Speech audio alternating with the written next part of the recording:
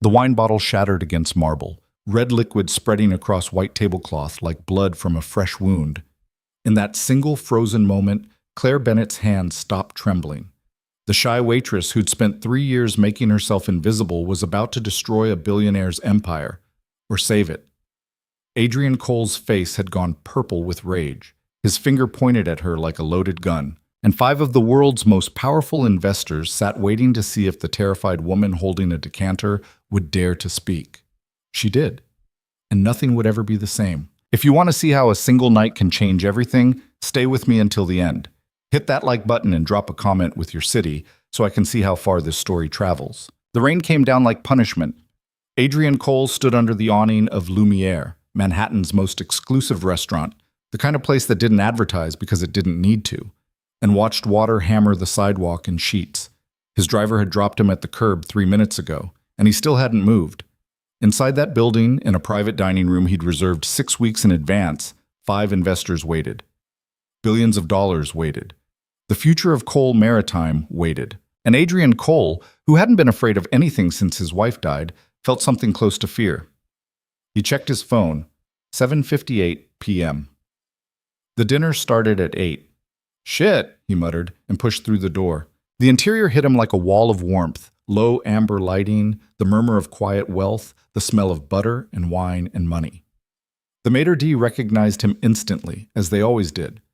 Adrian had the kind of face people remembered, sharp jaw, dark eyes that looked like they were calculating something even when they weren't, and a scar along his left eyebrow from a childhood fight he'd won but never forgot. "Mr. Cole, your guests have arrived. Right this way." Adrian followed him through the main dining room, past tables where men in $10,000 suits sat across from women in dresses that cost more. No one looked up.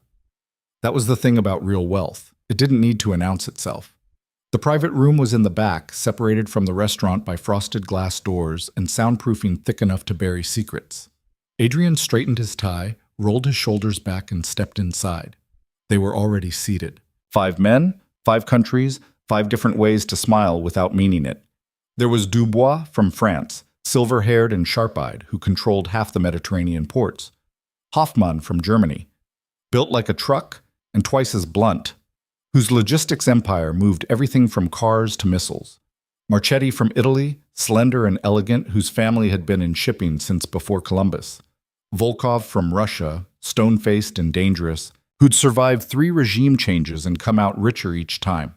And Zhao from China, the youngest at 45, whose tech-integrated fleet was making everyone else's ships look like museum pieces. They all stood when Adrian entered, handshakes all around, firm but not aggressive, the kind of grip that said, "I respect you, but I'll bury you if I have to."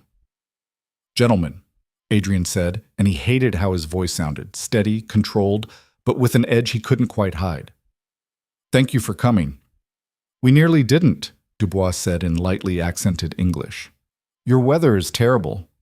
"Good thing we're not here to discuss the weather." A few polite chuckles. Adrian took his seat at the head of the table. To his left sat his translator, Marcus Reed, a wiry Brit with a talent for languages and a tendency to sweat when the pressure was on. Adrian had hired him 3 weeks ago, vetted him thoroughly, paid him twice the going rate. Reed had credentials from Cambridge and experience with the UN. On paper, he was perfect. Adrian just wished the man didn't look so nervous. "Wine?" someone asked. Adrian turned. The waitress stood near the wall, holding a bottle of Bordeaux like it might explode. She was small, maybe 5'4", with brown hair pulled into a bun so tight it looked painful. Her uniform was black and white, standard server attire, but she wore it like camouflage, like she was trying to blend into the wallpaper. Her eyes stayed down, fixed on the bottle in her hands. "Yes," Adrian said. "Start with the French." She moved forward and Adrian forgot about her. He had bigger problems. "Before we begin," Hoffmann said, his English thick and deliberate, "I want to clarify the terms. You propose a merger of operational assets, not a buyout." "Correct," Adrian said. "Cole Maritime retains ownership. You gain access to our Atlantic routes, our port contracts, and our customs relationships. In exchange, we integrate your logistics networks and share the profit margin on European operations." 50-50 split, Marchetti asked. "Weighted by contribution." It'll shake out to roughly 45, 55 in your favor for the first 3 years. After that, we renegotiate based on performance. Volkov leaned back in his chair, arms crossed. And who controls the European branch? I do, Adrian said. That's non-negotiable. Silence. The kind that felt like a knife balanced on its edge. We will need to discuss this, Zhao said quietly. His English was flawless, almost textbook. Control is not a small issue. I understand, that's why we're here. Reed cleared his throat. Shall I begin translating, Mr. Cole? Yes, start with the overview. Adrian pulled out a leather folder, thick with documents, and began walking them through the proposal. Reed translated. English to French for Dubois, English to German for Hoffmann, English to Italian for Marchetti. Volkov spoke enough English to follow, and Zhao had brought his own interpreter, a silent woman who sat behind him like a shadow. Everything was going fine. Until it wasn't. Adrian was explaining the logistics framework, laying out shipping lanes and turnaround times when Dubois's expression changed. It was subtle, a tightening around the eyes, a shift in posture, but Adrian had built his career on reading faces. Is there a problem? Adrian asked. Dubois frowned. You just said our ports would be secondary hubs. This is not what we agreed in principle. I didn't say that. I said they'd be integrated into the secondary tier, which is different. It means, Reed interrupted, translating quickly, but Dubois's frown deepened. No, Dubois said. He is saying we are backup. This is not acceptable. Adrian felt the first flutter of panic. Reed, what did you tell him? I translated exactly what you said, sir. Then translate this. The secondary tier is not a backup system. It's a classification based on volume capacity, not priority. Reed spoke in French. Dubois listened, then shook his head and said something sharp. Reed's face went pale. What did he say? Adrian demanded. He's questioning the integrity of the proposal. The integrity? Hoffmann cut in, his voice like gravel. You are telling us one thing in English and another in French. This is not how honest men do business. I'm not telling you different things, Adrian said, and now his voice was rising. There's been a miscommunication. A miscommunication? Marchetti's smile was thin and cold, or a deliberate deception. Adrian's hands curled into fists under the table. This was falling apart. Everything he'd worked for, everything he'd risked, his company, his daughter's future, his own sanity, was crumbling because his translator couldn't get the words right. Reed, Adrian said, voice tight. Fix this. Now. Reed tried. He really did. But with every translation, things got worse. Hoffmann started arguing about tariff terms Adrian had never mentioned. Marchetti accused him of trying to undercut Italian labor agreements. Zhao's interpreter whispered something that made Zhao's face go hard and unreadable. And Volkov just sat there, watching it all with the expression of a man who'd seen this play before and knew how it ended. Adrian felt like he was drowning. The waitress refilled his wine. He didn't notice. This is unacceptable, Dubois said, switching to English so everyone could understand. We came here in good faith, Mr. Cole, but if you cannot even communicate your own proposal clearly, how can we trust you to manage a multi-billion-dollar operation? You can trust me, Adrian said, and he heard the desperation in his own voice. Hated it. Couldn't stop it. This is a translation issue, not a trust issue. They are the same thing, Volkov said. His English was rough but clear. Words matter. If your man cannot say what you mean, then we do not know what you mean. And if we do not know, we do not sign. Adrian looked at Reed. The translator was sweating through his shirt, his hands shaking as he flipped through notes that weren't helping. I apologize, Reed stammered. The technical terminology, it's more complex than I anticipated. Then figure it out, Adrian snapped. Reed tried again. He translated Adrian's reassurance into German for Hoffmann, and Hoffmann's face went from annoyed to furious. He just called our concerns trivial, Hoffmann said. Is this a joke to you? What? No, Reed, what the hell are you? I said manageable, not trivial. You called us stupid. Marchetti was standing now. You think we don't understand business? The room erupted. Everyone was talking at once. 3 different languages colliding in midair, and Adrian couldn't control it. He tried to speak over them, tried to calm it down, but the noise just got louder. Documents were being shoved back across the table, chairs scraped against hardwood. Volkov was saying something to Zhao in Russian, and Zhao's interpreter was whispering rapidly in Mandarin, and Adrian could feel it slipping away. All of it, everything, his company, his legacy. The merger that was supposed to save Cole Maritime from the debt his father had left him. The future he was supposed to build for his daughter. And then a voice, quiet but clear, cut through the chaos. "Excuse me." Everyone stopped. The waitress, small, mousy, invisible, was standing at Adrian's elbow. She'd set down the wine bottle. Her hands weren't shaking anymore. "He didn't say you were stupid," she said softly. "The translation was wrong." Adrian stared at her. "What?" "The German translation. He said manageable, but the word Marcus used was unwichtig, unimportant. That's why Mr. Hoffman is upset." The room had gone completely silent. Adrian felt his temper, already frayed to nothing, snap clean in half. "Are you kidding me right now?" His voice was low, dangerous. "You're a waitress. You don't know what the hell you're talking about." She didn't flinch. "I know German, and I know what he said was wrong." "You know German?" Adrian laughed, and it came out mean. "You know German. Do you also know how to keep your mouth shut and do your job?" Her face flushed, but she didn't back down. "I was just trying to... To what? Help?" Adrian stood up, and he knew he was being cruel, knew he was taking out his rage on someone who didn't deserve it, but he couldn't stop. "You think you're helping? You're a server. You pour drinks. You don't speak unless spoken to, and you sure as hell don't interrupt a business meeting to pretend you understand things you don't." "Mr. Cole," Reed started. "Shut up, Reed." Adrian turned back to the waitress. "Go stand in the corner. Better yet, get out. I don't want to see you again." She stood there for one more second, her face pale, her jaw tight. Then she nodded once, picked up the wine bottle, and walked back to the wall. Adrian sat down, his heart pounding. "Gentlemen, I apologize for the interruption. Let's get back to—" "No," Dubois said. Adrian stopped. "What?" "I want to hear what she has to say." "She's a waitress. She speaks German," Hoffman said. "Or she thinks she does. Let her prove it." Adrian felt the ground shift under him. "You're not serious." "I am very serious," Hoffman said. "Your translator has insulted me 3 times in 10 minutes. Either she is wrong, and we continue, or she is right, and your man is incompetent." Adrian looked at the waitress. She was still standing by the wall, holding the bottle, her face unreadable. "Fine," Adrian said.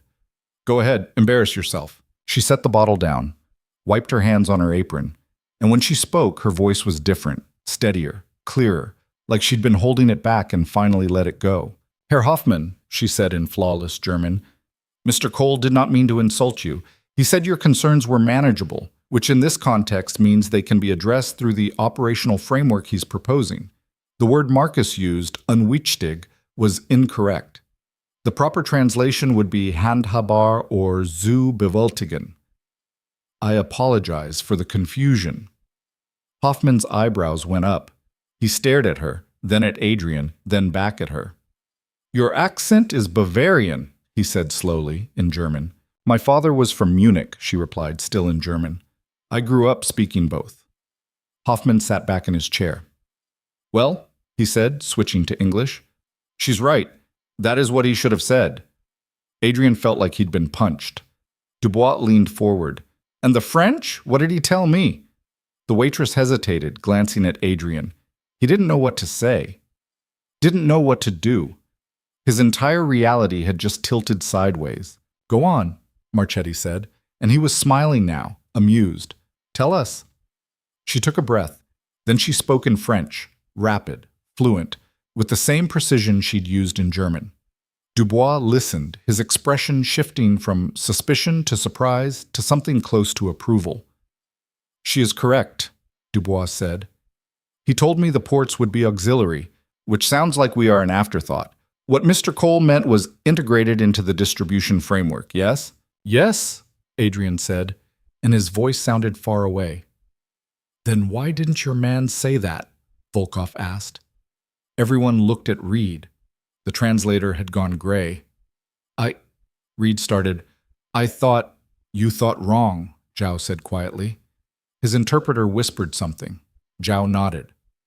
"My associate agrees. There have been multiple errors. Adrian felt the room slipping out of his control again, but this time it wasn't chaos. It was worse. It was judgment. "Gentlemen," he said, trying to pull it back, "I take full responsibility for the miscommunication. We can bring in a new translator. Or," Marchetti said, "we can use the one who's already here." Adrian froze. "What?" "The waitress." Marchetti gestured at her. "She clearly knows what she's doing. She's not a professional translator." "Your professional translator just cost you a deal," Dubois said bluntly. "I'd rather trust the amateur who gets it right." Adrian looked at her. She was still standing there, her face unreadable, her hands loose at her sides. She didn't look shy anymore. She looked calm, like she'd been waiting for this her whole life. "No," Adrian said. "Absolutely not." "Then we leave," Hoffman said, and he started to stand. Panic shot through Adrian like voltage. "Wait, we came here in good faith," Volkov said.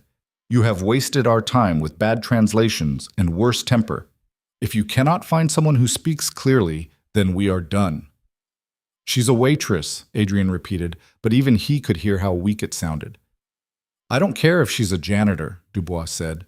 "Can she do the job or not?" Every eye turned to the waitress. She didn't speak, just looked at Adrian, waiting. And Adrian Cole, who controlled shipping routes across 3 oceans, who'd built an empire from his father's wreckage, who hadn't asked anyone for help since the day his wife died. Adrian Cole had no choice. "Fine," he said, the word like broken glass in his mouth. "Fine. You want her? Take her." The waitress stepped forward, and the night changed. Her name, Adrian learned later, was Claire Bennett, but in that moment she was just the woman who'd walked into the center of his life and refused to disappear. She moved to Reed's chair. Reed stumbled out of it, looking relieved and humiliated in equal measure. Claire sat down, smoothed her apron, and looked at the 5 investors with a calm that Adrian didn't understand. "Where were we?" she asked. For the next hour, Adrian watched his merger get saved by a waitress. She didn't just translate. She clarified.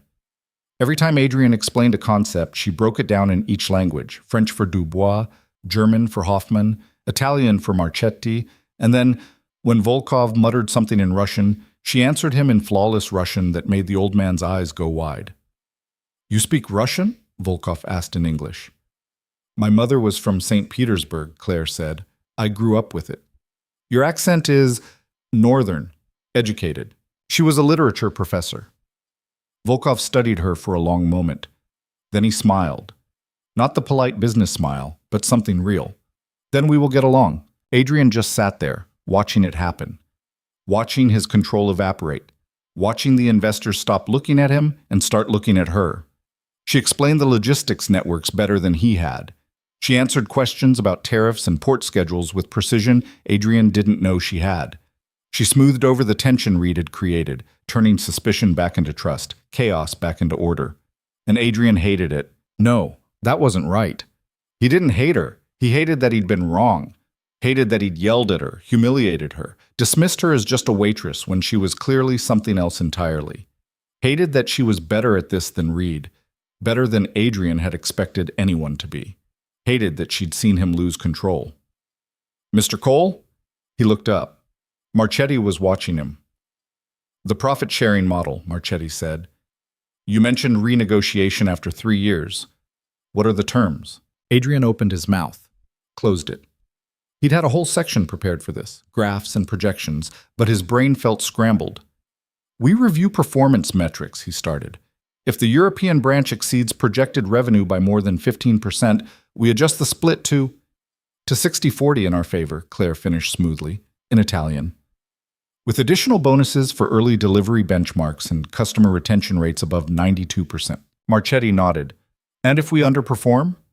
"Then the split stays at 55-45, and we review the operational bottlenecks to determine cause." Claire switched to English, looking at Adrian. "That's right, isn't it?" Adrian stared at her. "How did you—" "I read the documents while I was pouring wine," she said simply. They were on the table. She'd read his documents, upside down, in 3 languages, while serving drinks, and she'd understood them better than Reed. Who the hell was this woman? That is acceptable, Marchetti said. He looked at Dubois and Hoffman. They both nodded. Good, Zhao said. Then we moved to the technology integration clause. They talked for another hour. The food came and went, duck confit, braised lamb, roasted vegetables that Adrian didn't taste. He ate mechanically, listening to Claire navigate the conversation like she'd been doing this her whole life. She was patient with Hoffman's stubbornness, respectful of Volkov's suspicion, charming with Marchetti's vanity. She asked Zhao about his fleet's AI systems and actually understood his answers. She quoted shipping regulations from memory. She made a joke in Russian that made Volkov laugh, actually laugh, something Adrian had never managed. And through it all, Adrian sat at the head of the table, the man who was supposed to be in charge, and felt like a guest in his own deal. By 10 o'clock, they'd covered the major points. Dubois and Hoffman were satisfied with the port agreements. Marchetti had negotiated better terms on labor contracts. Zhao and Volkov were still wary, but they weren't walking out. It was progress, real tangible progress, and it had nothing to do with Adrian. I think, Dubois said, setting down his wine glass, we are ready to discuss final terms. Agreed, Hoffman said.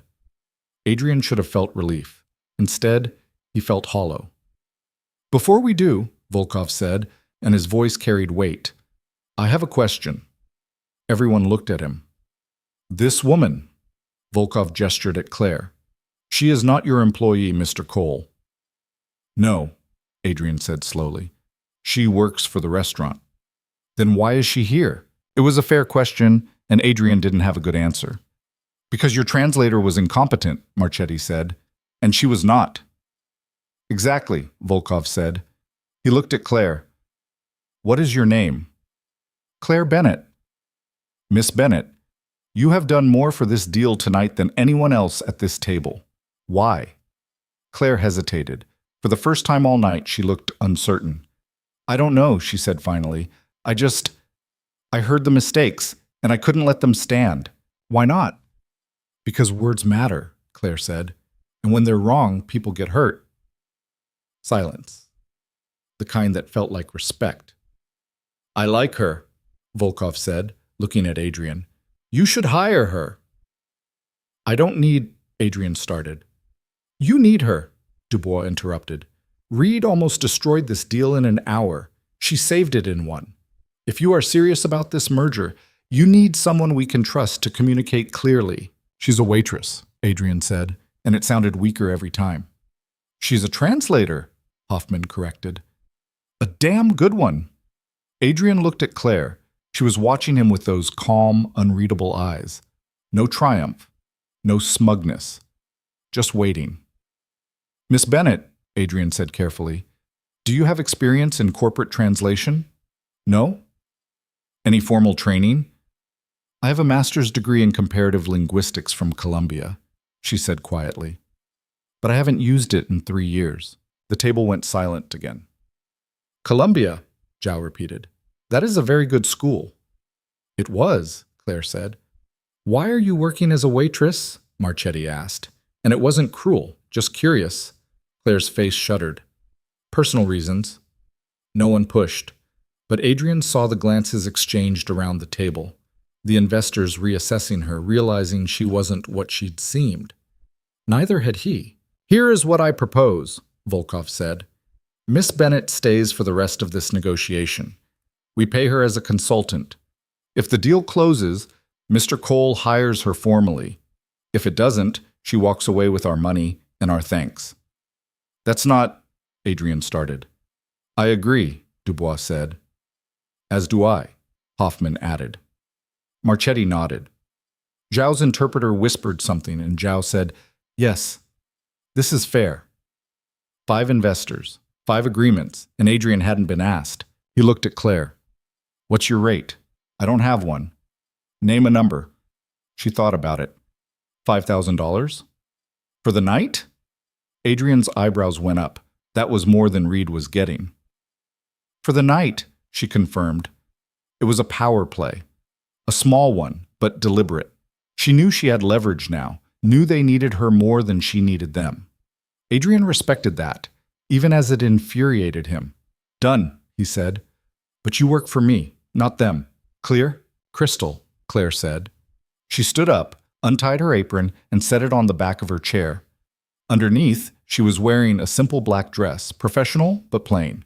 She smoothed it down, straightened her shoulders, and sat back down, not as a waitress, but as a consultant. The shift was subtle, but everyone saw it. "Shall we continue?" Claire asked.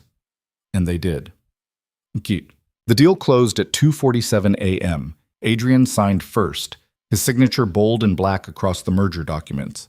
Then Dubois, Hoffman, Marchetti, Zhao, and finally Volkov, who took his time, reading every word twice before putting pen to paper. When it was done, they shook hands. Real handshakes this time, not the polite business kind. Hoffman clapped Adrian on the shoulder hard enough to hurt. Marchetti kissed Claire's hand, which made her blush.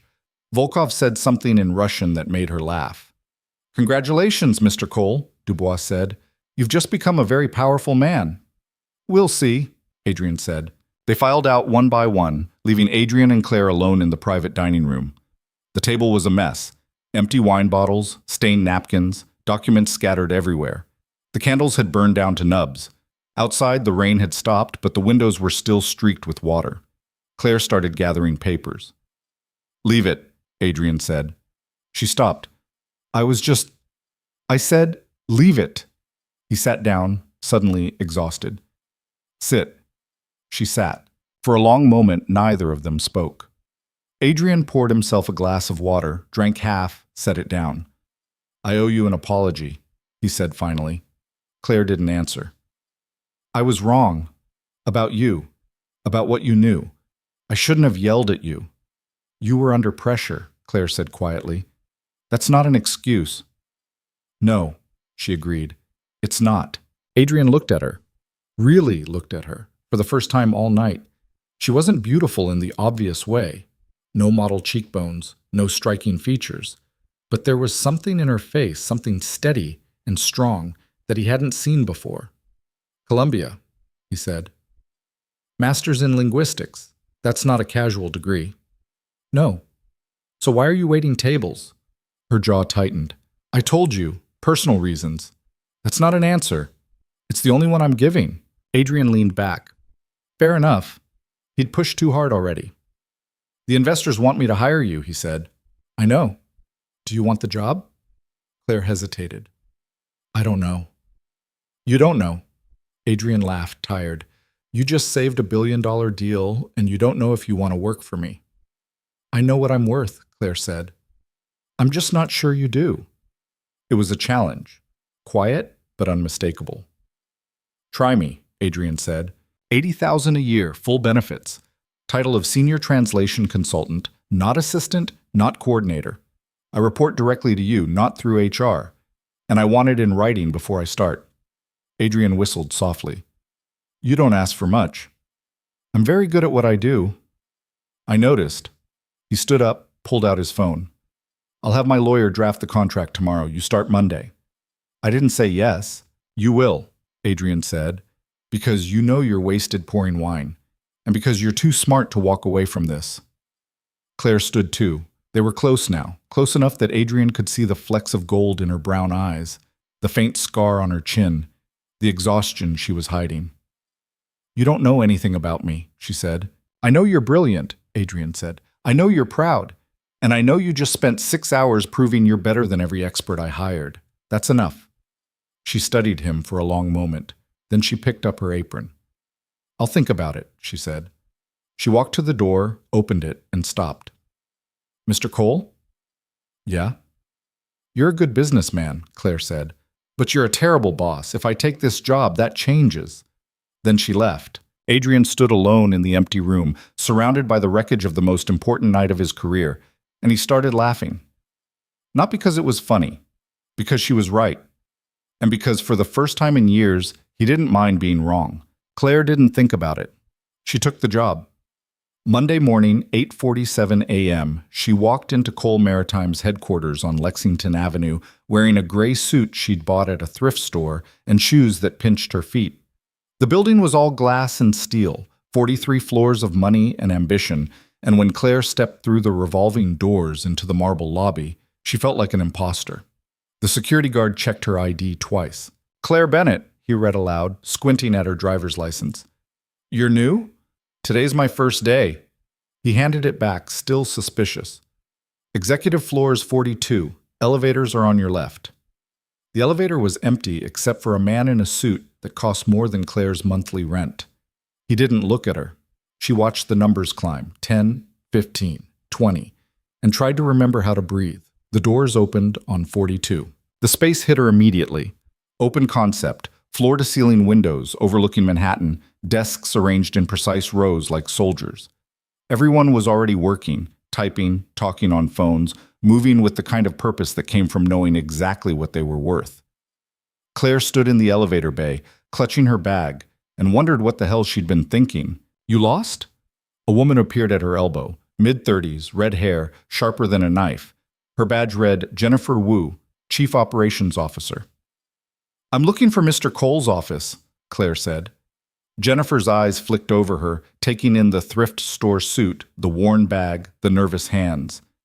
You're the translator. It wasn't a question. Yes. He's in meetings until 10. You're in the corner office, East Wing. Jennifer started walking without checking if Claire followed. We don't usually bring consultants in-house, so you'll be working independently. Cole wants you accessible but not integrated into the team structure. Make sense?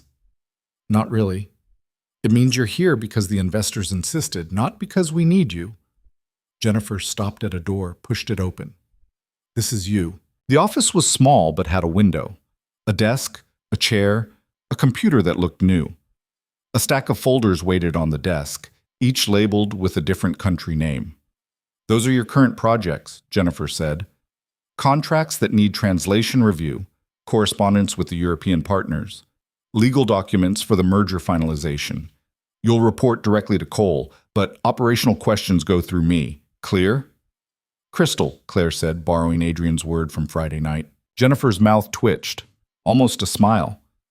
He's not easy to work for, just so you know. I got that impression. Good. Then you won't be surprised when he yells. Jennifer turned to leave, then paused. The kitchen is down the hall. Coffee's free, but the good stuff is in Cole's private stock and he doesn't share. Lunch is on your own. Don't be late to meetings, don't miss deadlines, and don't make him look bad in front of clients. You do that, you'll survive. She left. Claire set her bag down, sat in the chair, and stared at the folders. 12 of them. 12 countries, 12 different languages, 12 different ways this job could eat her alive. She opened the first one. By 10:15, she'd gotten through 3 contracts and found 4 translation errors that would have cost Cole Maritime roughly $6 million in tariff misunderstandings. She flagged them, made notes, and started on the 4th folder when her phone rang. Not her cell. The desk phone. She picked it up. This is Claire Bennett. Conference room 3. Now. Adrian's voice clipped and cold. Then he hung up. Claire grabbed a notebook and went. Conference room 3 was at the end of the hall. All glass walls and a table big enough to seat 20. Adrian was already there, standing at the head, and he wasn't alone.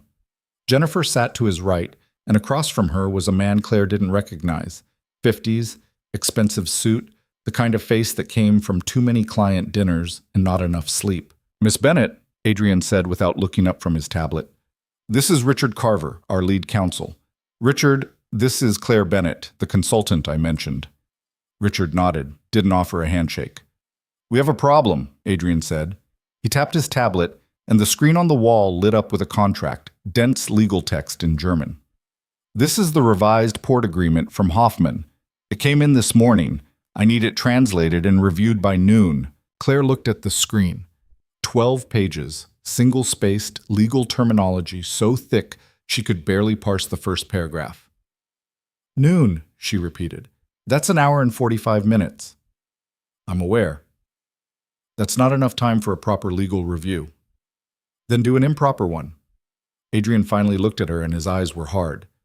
The investors are waiting on my response. I'm not telling them we need more time because my translator can't keep up. Claire felt her jaw tighten. I didn't say I couldn't keep up. I said it's not enough time to do it right. Do it fast, then fix it later if you have to. Adrian turned to Richard. Send her the file. We'll reconvene at 11:45. Wait, Claire said. Adrian stopped. If I rush this and miss something critical, that's on me, Claire said carefully. But if you approve a contract based on a rush translation and it costs you money, that's on you. Are you comfortable with that risk? Silence. Jennifer was watching with the expression of someone witnessing a car crash in slow motion. How long do you need? Adrian asked, his voice dangerously quiet. 3 hours. Maybe 4. You have 2. Mr. Cole, 2 hours, Miss Bennett. That's not a negotiation. He picked up his tablet. Richard will send you the file. Don't disappoint me. He walked out. Richard sent the file without a word. Jennifer lingered just long enough to murmur, "Told you," before she left too. Claire stood alone in the conference room, staring at the contract on the screen, and felt the old familiar rage building in her chest. The same rage that had gotten her through graduate school, through her mother's illness, through 3 years of swallowing her pride and pouring wine for people who didn't see her. She went back to her office, pulled up the file, and got to work. 1 hour and 53 minutes later, she walked back into the conference room with a translated document, a 4-page analysis of potential legal issues, and a migraine that felt like someone driving nails through her skull. Adrian was waiting. So was Richard, and Jennifer, and 2 people Claire didn't recognize. "You're late," Adrian said. "By 3 minutes, you're welcome." Claire set the documents on the table. "The translation is complete. I found 3 clauses that don't match the original agreement we discussed on Friday. Hoffman's legal team changed the liability terms, shifted the insurance requirements, and added a penalty clause for delivery delays that wasn't there before." Adrian's expression didn't change. "Show me." She walked him through it, page by page, clause by clause, highlighting the differences between what they'd agreed to and what Hoffman was now proposing. Richard took notes. Jennifer pulled up the original contract on her tablet for comparison. "This penalty clause," Richard said slowly, "if it goes through, we're liable for up to $2 million per delayed shipment." "Correct," Claire said. "We never agreed to that." "No, you didn't." Adrian was reading the contract, his jaw tight. "This is deliberate." "Probably," Claire said. "Hoffman's smart. He's testing to see if you're actually reading the revisions or just rubber stamping them." "And if I'd approved this without catching it, you'd have signed away a lot of leverage." Adrian looked at her, and for the first time since she'd walked into his office, something shifted in his face. Not quite respect, but close. "Good work," he said. 2 words. That was it. But Claire felt the tension in her shoulders ease slightly. "I'll call Hoffman," Adrian said. "Richard, draft a counter-response. I want those clauses removed and the original terms reinstated. If he pushes back, we threaten to delay the entire merger finalization." "That could set us back weeks," Jennifer said. "Then Hoffman can explain to the other investors why he tried to screw us." Adrian stood. "Claire, I need you on the call. If Hoffman tries to claim translation issues again, you shut it down. Clear?" "Clear." The call happened at 2 p.m. Hoffman was not happy. "Mr. Cole," he said in his thick German accent, his face filling the video screen in the conference room. "I received your response to the revised contract. I must say, I am confused by your objections." "I'm not objecting to revisions," Adrian said. "I'm objecting to changes that weren't discussed. We discussed liability terms.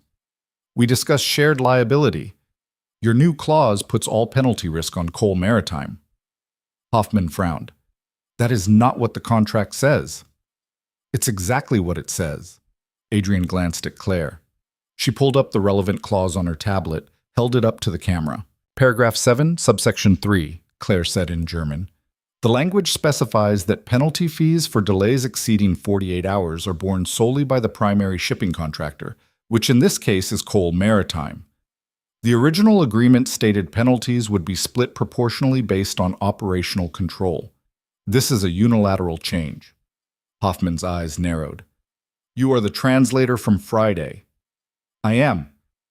"And you believe my legal team made an error?" "I believe they made a strategic revision," Claire said carefully, still in German. "Whether it's an error depends on whether you intended to change the terms or not." A long pause. Hoffman leaned back in his chair, studying her through the screen. "You are very precise with your words," he said. "It's my job. Your job is to translate, not to analyze. In this case, they're the same thing." Another pause. Then Hoffman smiled. Not warmly, but with something like acknowledgement. "Mr. Cole," he said, switching to English, "it seems you have hired someone who pays attention. That is good. The clause was indeed a test. You passed." Adrian's jaw tightened. A test. "We need to know you are serious about this partnership, that you read the fine print. Too many American businessmen do not." Hoffman shrugged. "I will have my team revert to the original terms. But understand, this will not be the last time we test you." "I'd expect nothing less," Adrian said, his voice tight. The call ended. Adrian sat there for a moment, staring at the blank screen. Then he looked at Claire. "A test," he repeated. "Apparently. And if you hadn't caught it, you'd have failed." Adrian laughed, short and sharp. "You're enjoying this." "A little," Claire admitted. "Don't." Adrian stood, grabbed his jacket. "Jennifer, push the rest of today's meetings to tomorrow. Richard, make sure the revised contract is finalized by end of week. Claire, you're with me." "Where are we going?" Claire asked. "Lunch. You've been here 6 hours and you haven't eaten." "I'm fine." "That wasn't a request." He walked out. Claire looked at Jennifer, who just shrugged. "Like I said, not easy to work for." Claire grabbed her bag and followed. They ended up at a diner 3 blocks from the office, the kind of place with cracked vinyl booths and coffee that tasted like burnt regret. Adrian ordered a burger. Claire ordered soup. "You don't eat much," Adrian said. "I'm not very hungry." "You're never hungry, or you can't afford to eat." Claire looked up sharply. "Excuse me?" "Your suit," Adrian said, nodding at her jacket. "It's good quality, but it's at least 5 years old. Your shoes are worn through at the heel. You didn't bring lunch, and you looked relieved when I said I was buying, so either you're broke or you're bad at taking care of yourself." Heat flooded Claire's face. "That's none of your business." "It is if it affects your work." "It doesn't." "Prove it. Eat the soup." Claire wanted to throw it at him. Instead, she picked up the spoon and took a bite. It was good, better than she'd expected. She took another bite. Adrian watched her for a moment, then picked up his burger. They ate in silence for a while. Outside, the lunch rush moved past the window. Suits and ties, delivery bikes, tourists with cameras. Manhattan in motion, indifferent and relentless. "Why'd you take the job?" Adrian asked finally. Claire set down her spoon. "You offered it." "That's not an answer." "You're very demanding for someone who just met me 4 days ago." "I'm demanding because I need to know if you're going to last." Adrian leaned forward. "You're smart. I'll give you that. But smart doesn't mean reliable. I've seen plenty of brilliant people burn out in this industry because they couldn't handle the pressure. So I'm asking again, why'd you take the job?" Claire considered lying.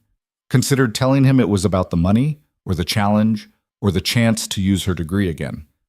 All of those were true, but they weren't the whole truth. "Because I was tired of being invisible," she said. Adrian went still. "For 3 years I served people who looked through me," Claire continued. "I poured wine, cleared plates, and smiled while they talked about art and politics and business like I wasn't even there. And the whole time I knew I could do what they did. I knew I was smarter than half of them. But it didn't matter, because I was just the help. And now? Now I'm not." Claire met his eyes. "You saw me. Maybe you didn't want to. Maybe you fought it, but you saw me, and you gave me a chance, so here I am." Adrian leaned back, studying her. "That's honest. You asked." "I did." He took a drink of coffee, grimaced. "This is terrible." "Then why are we here?" "Because the food's cheap and no one from the office comes here." Adrian set the cup down. "I don't like eating where people can watch me." Claire understood that, more than she wanted to admit. "Can I ask you something?" she said. "Depends on what it is." "Friday night, when you yelled at me, was that really about the translation, or was it about something else?" Adrian's face hardened. "Does it matter?" "It does if it's going to happen again." "It won't." "How do I know that?" "You don't," Adrian said bluntly. "But I'll tell you this. I don't yell without reason. I was wrong about you, and I apologized. That doesn't happen often. Take it as a sign that I'm capable of learning." "Are you?" "We'll find out." They finished eating. Adrian paid, left a $20 tip on a $15 check. They walked back to the office in silence, the city noise filling the space between them. At the elevator, Adrian stopped. You did good work today, he said. Keep it up. That's it? No feedback, no notes? You want notes? Adrian smiled, and it wasn't kind. Fine. You're defensive when you're challenged. You overthink simple questions, and you hold grudges. You're also the best translator I've ever worked with, and if you quit in the next 6 months, I'm screwed. So stop waiting for me to fire you, and just do the job. He got on the elevator. The doors closed. Claire stood there, anger and something like satisfaction burning in her chest. Then she went back to her office and got to work. The next 3 weeks were brutal. Adrian wasn't exaggerating about the workload. Claire translated contracts, reviewed legal documents, sat in on conference calls with investors who tested her at every turn. Dubois sent her poetry in French just to see if she'd catch the literary references. Marchetti asked her to translate a 16th century shipping manifest for fun. Volkov had her interpret a 2-hour argument about tariff law that had nothing to do with the merger and everything to do with proving she could keep up. She kept up.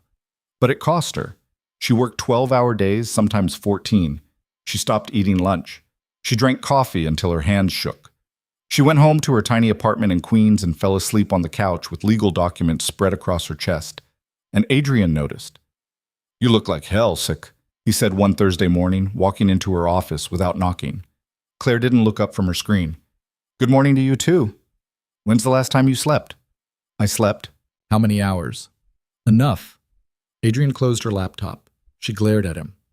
What are you doing? You're taking the afternoon off, Adrian said. I have 3 contracts due tomorrow. They can wait. No, they can't.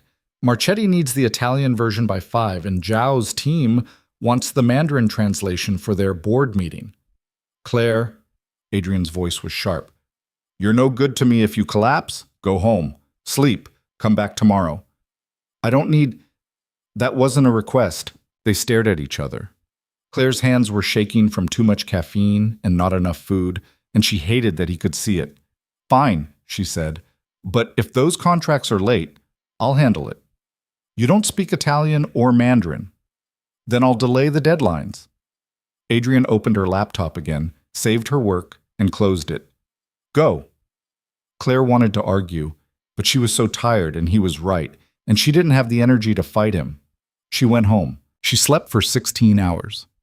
When she came back Friday morning, there was a box on her desk. Inside was a new laptop, lighter, faster, with a screen that didn't flicker. There was also a note in Adrian's handwriting. You can't do good work with bad tools. A C. Claire stared at the laptop for a long time. Then she opened it and got back to work. But something had shifted. Adrian still pushed her, still demanded perfection, still didn't suffer mistakes. But he also started checking in. Not often, not obviously, but he'd stop by her office at the end of the day and ask if she'd eaten. He'd move deadlines when she was drowning. He'd cover for her when Hoffman got aggressive on calls. It wasn't kindness, it was strategy. He was protecting his investment, but it felt like something else. You're staring, Jennifer said one afternoon, catching Claire watching Adrian through the glass wall of his office. Claire jerked her attention back to her screen. I'm not. You are. And you're not the first. Jennifer sat on the edge of Claire's desk. Word of advice? Don't. Don't what? Get attached. Cole doesn't do personal relationships. He's married to this company, and everything else is just background noise. I'm not interested in him, Claire said. Good. Keep it that way. Jennifer stood. He's brilliant and he's driven, but he's also damaged. His wife died 4 years ago, and he's been running from it ever since. He'll work you to death if you let him, because that's all he knows how to do. Claire didn't answer, but she thought about it later that night, alone in her apartment, staring at the ceiling. Adrian Cole was a hard man, demanding, cold, impossible to please. But he'd seen her when no one else had, and somehow that mattered more than it should. The call came at 11:43 p.m. on a Tuesday. Claire was already asleep, had been for maybe an hour, when her phone lit up the dark bedroom. She grabbed it without thinking, still half dreaming, and croaked out something that might have been hello. I need you at the office. Adrian's voice, wide awake and sharp. Now! Claire sat up, her brain scrambling to catch up. What happened? Volkov's team just sent revised terms for the Russian distribution network. They're threatening to pull out if we don't agree by morning. Morning Moscow time or morning here? Moscow, which gives us 4 hours. Claire looked at her clock. Midnight in 15 minutes. I can't. Yes, you can. Car's already on its way to you. Be downstairs in 10 minutes. He hung up. Claire sat there for 5 seconds, her mind blank with exhaustion and disbelief. Then she got up, threw on yesterday's clothes, and made it downstairs in 8 minutes. The Blacktown car was waiting, engine running. She got in. The driver didn't speak. They cut through empty Queen streets toward Manhattan, the city reduced to streetlights and shadows. By the time she walked into the office at 12:37 a.m., she'd had 3 sips of gas station coffee and 0 coherent thoughts. Adrian was in the main conference room, jacket off, sleeves rolled up, looking like he'd been awake for days. Maybe he had.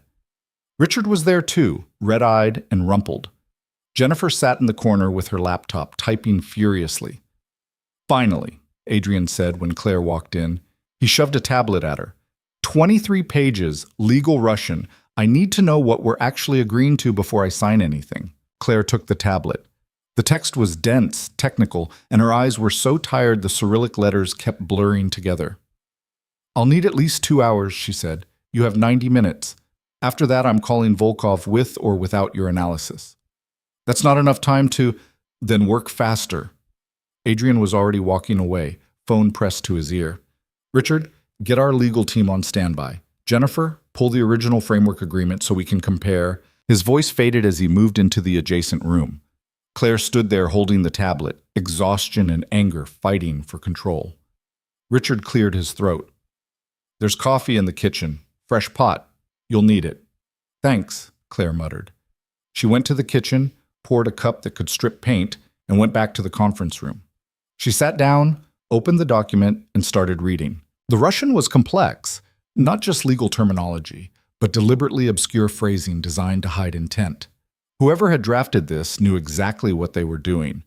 Claire had to read each clause 3 times just to parse the meaning, then cross-reference it against the original agreement, then check it again to make sure she wasn't missing subtext. 40 minutes in, she found the first problem. An hour in, she found 3 more.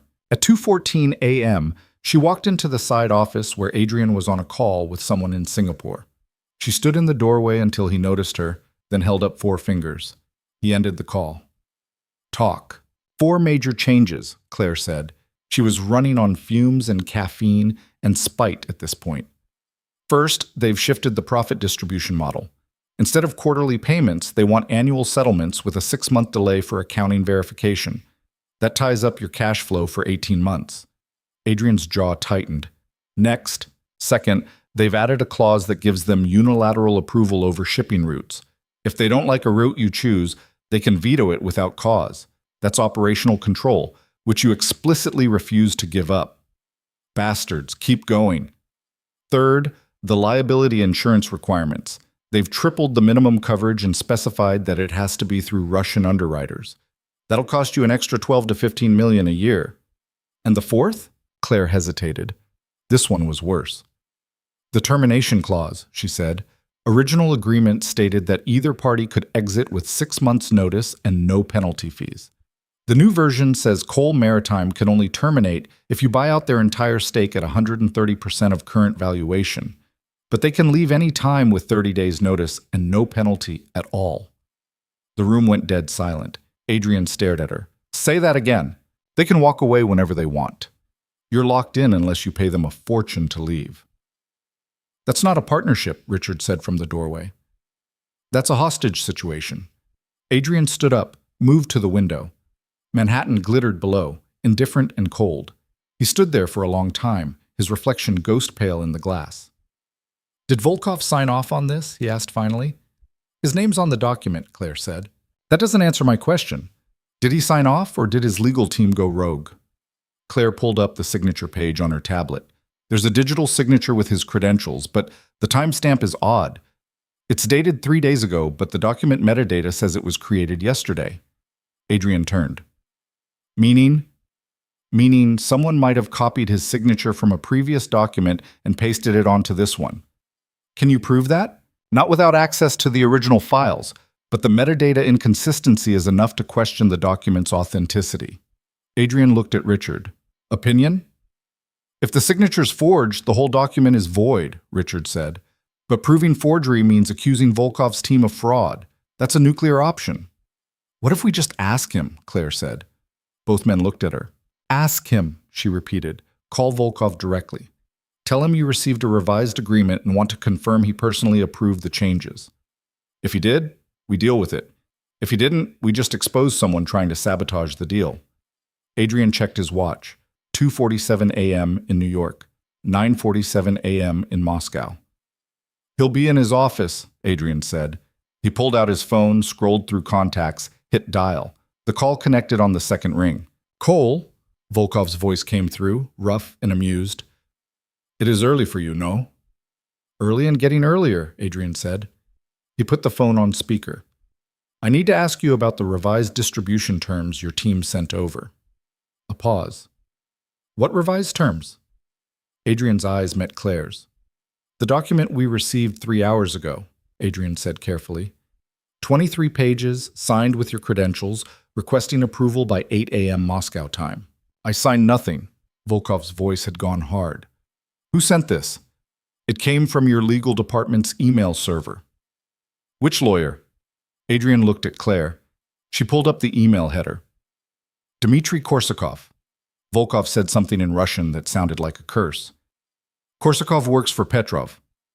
Who's Petrov? Adrian asked. My former partner. We had a disagreement 2 years ago. He was forced out of the company, but he kept allies in the legal department. Volkov's voice was ice. He is trying to sabotage our agreement. Can he do that? Not if I find him first. Another stream of Russian. Send me the document. All of it, including metadata. I will handle this. And the original terms? Adrian asked. Are we still on track? Yes. The agreement we discussed stands unchanged. I will send official confirmation within the hour. Volkov paused. Your translator, she is the one who found the inconsistencies. She is. Tell her she has saved us both a great deal of trouble. And you, Cole, you have good instincts.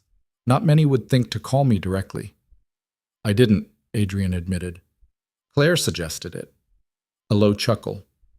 Then she has good instincts too. Keep her close. People like that are rare. The call ended. Adrian set the phone down, looked at Claire.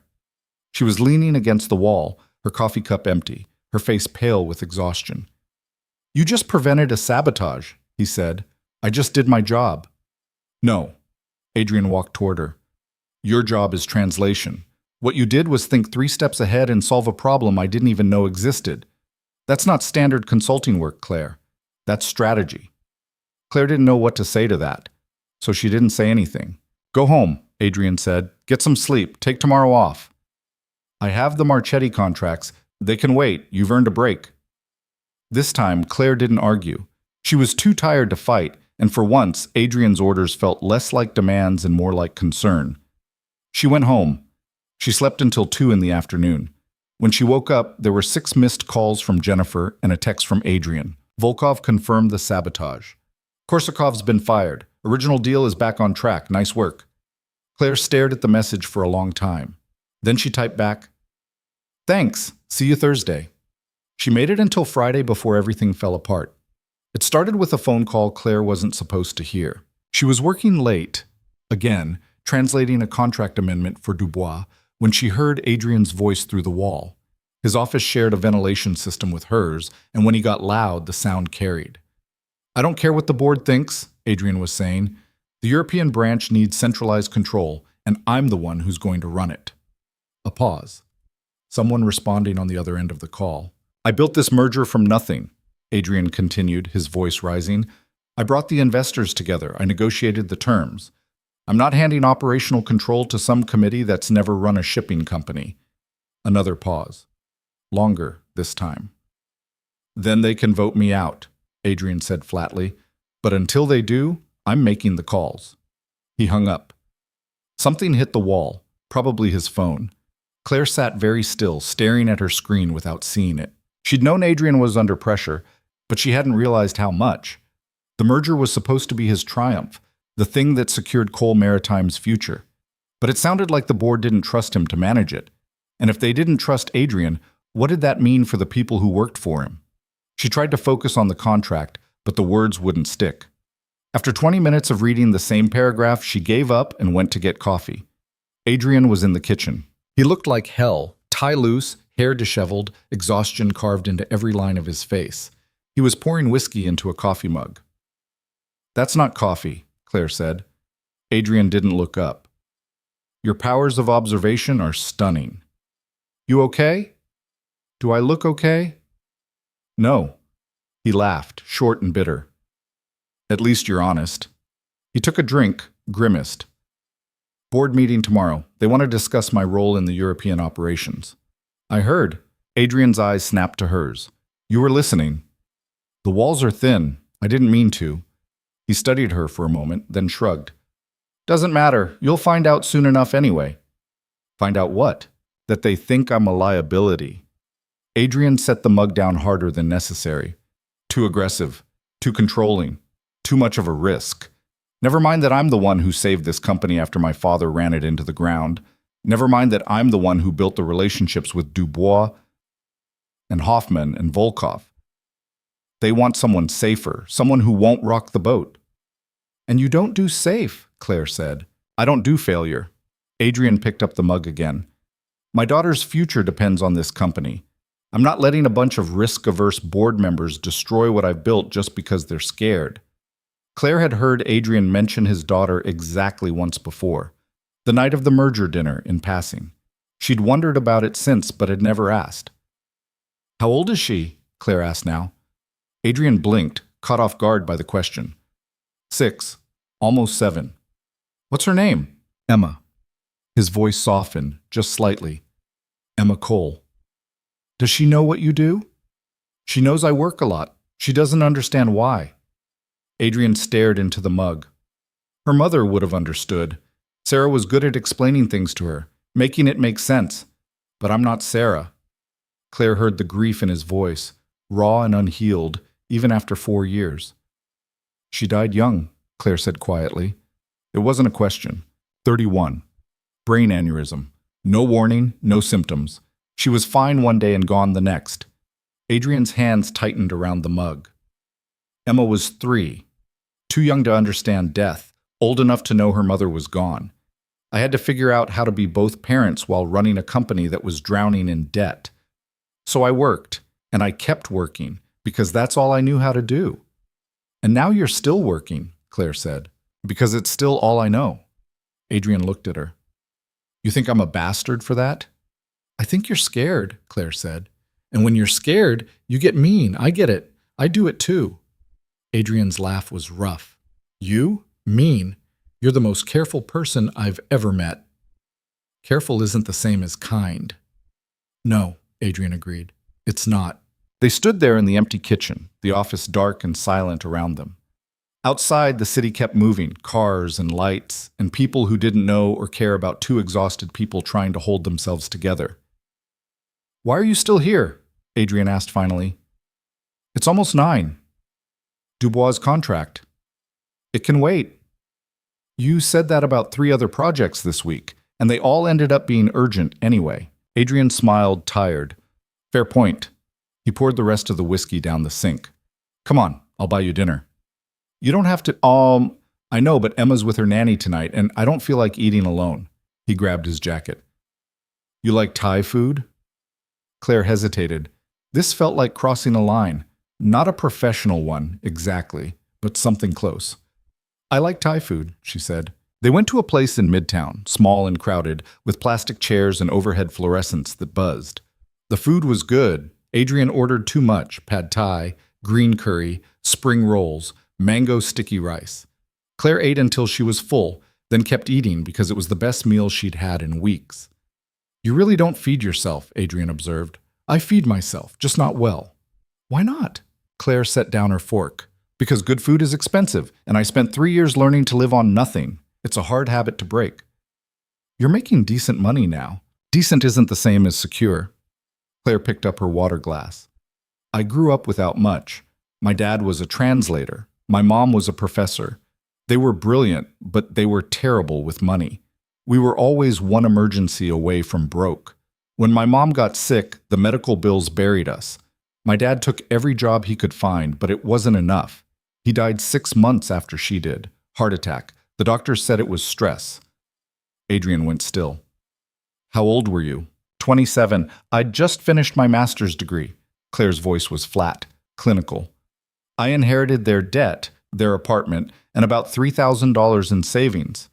I tried to find work in my field, but no one was hiring, so I started waiting tables. And I kept waiting tables because the debt never went away.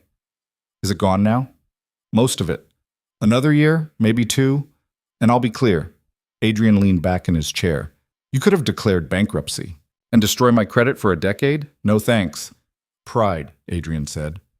Responsibility, Claire corrected. They were my parents. Their debts were my debts. That's not how the law works. It's how family works. Adrian looked at her for a long moment. Then he nodded.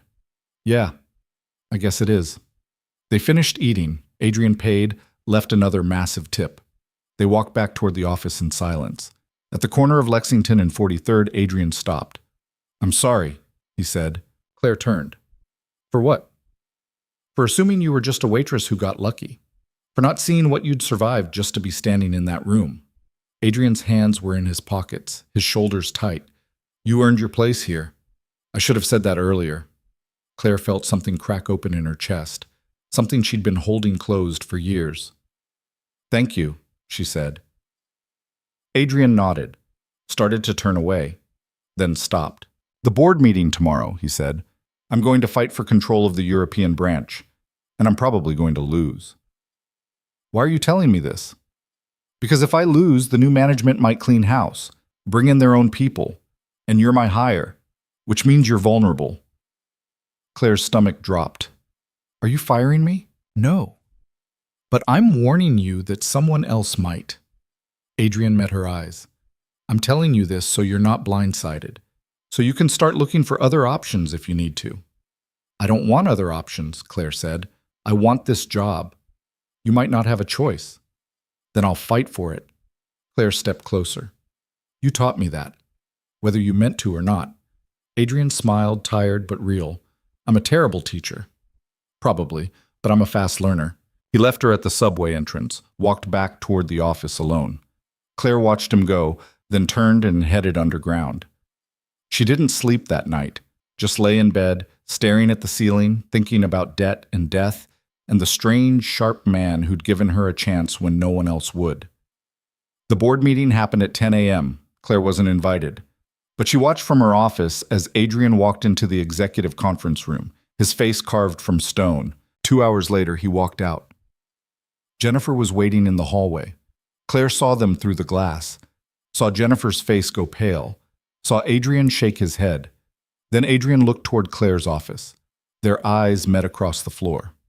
He'd lost. Jennifer came to Claire's office 15 minutes later. Emergency meeting, she said. Main conference room, 5 minutes. Everyone's required. Claire's hands went cold. What happened? You'll find out. The conference room was packed. Everyone from the executive floor, plus department heads Claire had never met. Adrian stood at the front, his face blank. I'll keep this brief, he said. As of this morning, the board has voted to restructure the management of the European merger operations. Effective immediately, I will no longer be serving as the primary director of the European branch. Murmurs rippled through the room. Instead, Adrian continued, his voice flat, operational control will be transferred to a joint management committee consisting of representatives from each investor group. The committee will be chaired by an independent executive to be named within the next 2 weeks. Someone raised a hand. What's your new role? I'll remain CEO of Coal Maritime's domestic operations. The European branch will function as a separate entity with shared ownership. Translation, they cut him out of the thing he'd built. Questions can be directed to Jennifer or Richard, Adrian said. That's all. He walked out before anyone could respond. The room erupted in whispered conversations. Claire sat frozen, her mind racing. Jennifer stood at the front, trying to restore order. Everyone back to work. We'll have more information by end of day. Claire didn't go back to her office. She went to Adrian's. He was standing at the window again, staring out at the city. You should have knocked, he said without turning. Your door was open. That's not an invitation? Claire closed the door behind her. Who's going to run the European branch? No idea. The committee gets to choose. And you have no say? I have a vote. 1 out of 6. Adrian's laugh was hollow. Democracy in action. Claire moved closer. I'm sorry. Don't be. I knew this was coming. He turned and his face was empty of everything except exhaustion. I pushed too hard. Made too many enemies. The board's been looking for an excuse to sideline me for years. I finally gave them one. By building a merger that's going to make them all rich? By refusing to play nice while doing it. Adrian sat on the edge of his desk. Turns out people would rather have a leader who smiles and compromises than one who gets results the hard way. That's stupid. That's business. Claire wanted to argue, wanted to tell him he was wrong, that he'd been right to fight, that the board was making a mistake. But she'd learned enough in 6 weeks to know that being right didn't matter if you didn't have the votes. What happens to me? She asked quietly. Adrian looked at her. I don't know. That's up to the new management. So I just wait? Unless you want to quit first. Claire shook her head. I'm not quitting. Then you wait. Adrian stood, moved toward the door. And Claire, whatever happens, you deserve better than getting caught in this. He left. Claire stood alone in his office, surrounded by awards and photos and evidence of a career built on brilliance and stubbornness in equal measure. And she realized, with a clarity that felt like falling, that she'd started to care about Adrian Cole. Not as a boss, not even as a friend exactly, as someone who'd fought the same battles she had, someone who refused to disappear even when the world wanted him to, someone who saw her. The notification came 3 days later. Claire was in a conference call with Marchetti, routine contract review, when her email pinged. She ignored it until the call ended, then opened her inbox. The subject line read, Management Transition Meeting, required attendance. Her stomach dropped. The meeting was scheduled for tomorrow, 9 a.m., all consultants and department heads. Claire read the email 3 times, looking for clues. There were none. She called Jennifer. No answer. She walked to Adrian's office. He wasn't there. Finally, at 6 p.m., she got a text from him. Tomorrow's meeting is about the new European director. Be prepared. For what? Claire typed back. The response came immediately. Everything. Claire arrived at 8:47 a.m. wearing the same gray suit she'd bought for her first day. Her hands were steady, but her stomach felt like broken glass. The conference room was already half full. She recognized most of the faces. Department heads, senior consultants, a few board members she'd seen in passing. Jennifer was there, sitting near the back with her arms crossed. Richard stood by the window, looking grim. Adrian wasn't there yet. Claire took a seat near the middle, not too far forward, not hidden in the back. The kind of position that said she belonged without drawing attention. At 8:55, the door opened and 5 people walked in that Claire had never seen before. 3 men, 2 women, all wearing suits that cost more than her monthly salary. They moved with the synchronized precision of people who'd worked together a long time. Behind them came Adrian. He looked like he hadn't slept, but his face was neutral, unreadable. He took a seat at the side of the table, not at the head, where he usually sat, but in the second row. The demotion was visible and deliberate. At exactly 9 a.m., the door opened one more time. Dubois walked in first, then Hoffman, then Marchetti, Zhao, and finally Volkov. All 5 investors, all in person. Claire's pulse kicked up. This wasn't a routine management announcement. This was something bigger. Dubois moved to the head of the table. He didn't sit, just stood there, his silver hair catching the light, and waited for the room to go silent. Thank you all for coming, he said in his precise English. We know this meeting was called on short notice. We appreciate your flexibility. No one responded. The room felt like a held breath. As you know, Dubois continued, the Board of Coal Maritime has restructured the management framework for the European merger operations. This was a necessary decision to ensure the long-term stability and success of the partnership. Claire glanced at Adrian. His face hadn't changed. After extensive deliberation, Dubois said, the investment committee has selected a new executive director for the European branch. This person will oversee all operations, serve as the primary liaison between Coal Maritime and the investor consortium, and report directly to the joint management committee. He paused. The silence was suffocating. The position will be offered to Miss Claire Bennett. The room exploded. Not with applause, with shock. People were talking over each other, turning to stare at Claire, demanding explanations from the board members who looked equally stunned. Claire sat frozen, her mind blank. This wasn't possible. This wasn't real. She'd been here 6 weeks. She was a translator, not an executive. She didn't have experience running operations, managing teams, overseeing billion-dollar logistics networks. This had to be a mistake. Quiet, please, Dubois said, raising his voice slightly. The room settled into tense silence. I understand this is unexpected. Allow me to explain. He looked directly at Claire. Miss Bennett, in the short time you have worked with us, you have demonstrated exceptional skill in communication, analysis, and crisis management. You prevented a sabotage attempt that would have cost us millions. You have earned the trust of every investor in this room. More importantly, you understand both the technical requirements and the cultural nuances necessary to manage a multinational operation. I'm not qualified, Claire heard herself say. Her voice sounded far away. You are more qualified than you think, Hoffman said from across the table. We have watched you work. You do not just translate words, you translate intent. You see problems before they become disasters. These are not skills that can be taught. But I don't have management experience. Neither did Cole when he started, Marchetti interrupted. He built his empire through intelligence and instinct. You have both. Claire looked at Adrian. He was watching her with an expression she couldn't read. This is insane, Jennifer said from the back. With all due respect, Claire's been here a month and a half. You're handing her control of a multi-billion-dollar operation? We are offering her the position, Volkov corrected. She has not yet accepted. And if she refuses? Richard asked. Then we find someone else, Dubois said simply. But it will take time we do not have. The European operations launch in 4 weeks. We need leadership in place immediately. Claire's head was spinning. 4 weeks. They wanted her to take over an operation that didn't exist yet, manage teams she'd never met, coordinate logistics across 6 countries, and report to 5 investors who'd built their careers on eating people like her for breakfast. I need to think about this, Claire said. You have until tomorrow morning, Zhao said. It was the first time he'd spoken.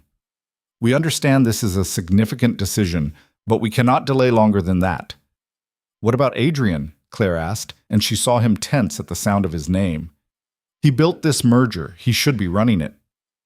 Mr. Cole's skills are best suited to domestic operations, Dubois said diplomatically. The European branch requires a different approach. Translation? Adrian had burned too many bridges. They didn't trust him not to make more enemies. The board supports this decision, one of the unfamiliar executives said. Claire vaguely recognized him as the chairman. Mr. Cole will remain CEO of Cole Maritime's American operations. Miss Bennett would be heading a separate but affiliated entity. What's the salary? Claire asked. If this was real, she needed to know. 200,000 base plus performance bonuses and stock options, Dubois said. Housing allowance if you need to relocate. Full executive benefits package. Claire's breath caught. 200,000. She'd been making 80. You would also have a staff, Marchetti added.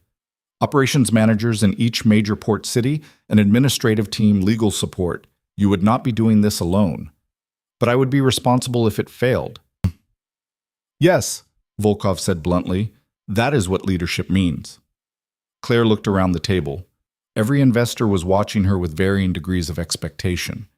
The board members looked uncomfortable but resigned. Jennifer looked furious. Richard looked calculating, and Adrian looked like a man watching his empire be handed to someone else. I need to speak with Mr. Cole, Claire said. Privately. Dubois nodded. Take 15 minutes. We will be here when you return. Claire stood. Adrian followed. They walked out of the conference room in silence, down the hall, into his office. He closed the door. For a long moment, neither of them spoke. You didn't know, Claire said finally. It wasn't a question. I knew they were making a decision. I didn't know it would be you. Adrian moved to the window, his usual refuge. I should have seen it coming. How could you have seen this? I'm nobody. You're exactly what they want, Adrian said. Smart, capable, not entangled in corporate politics. You don't have enemies because you haven't been here long enough to make any.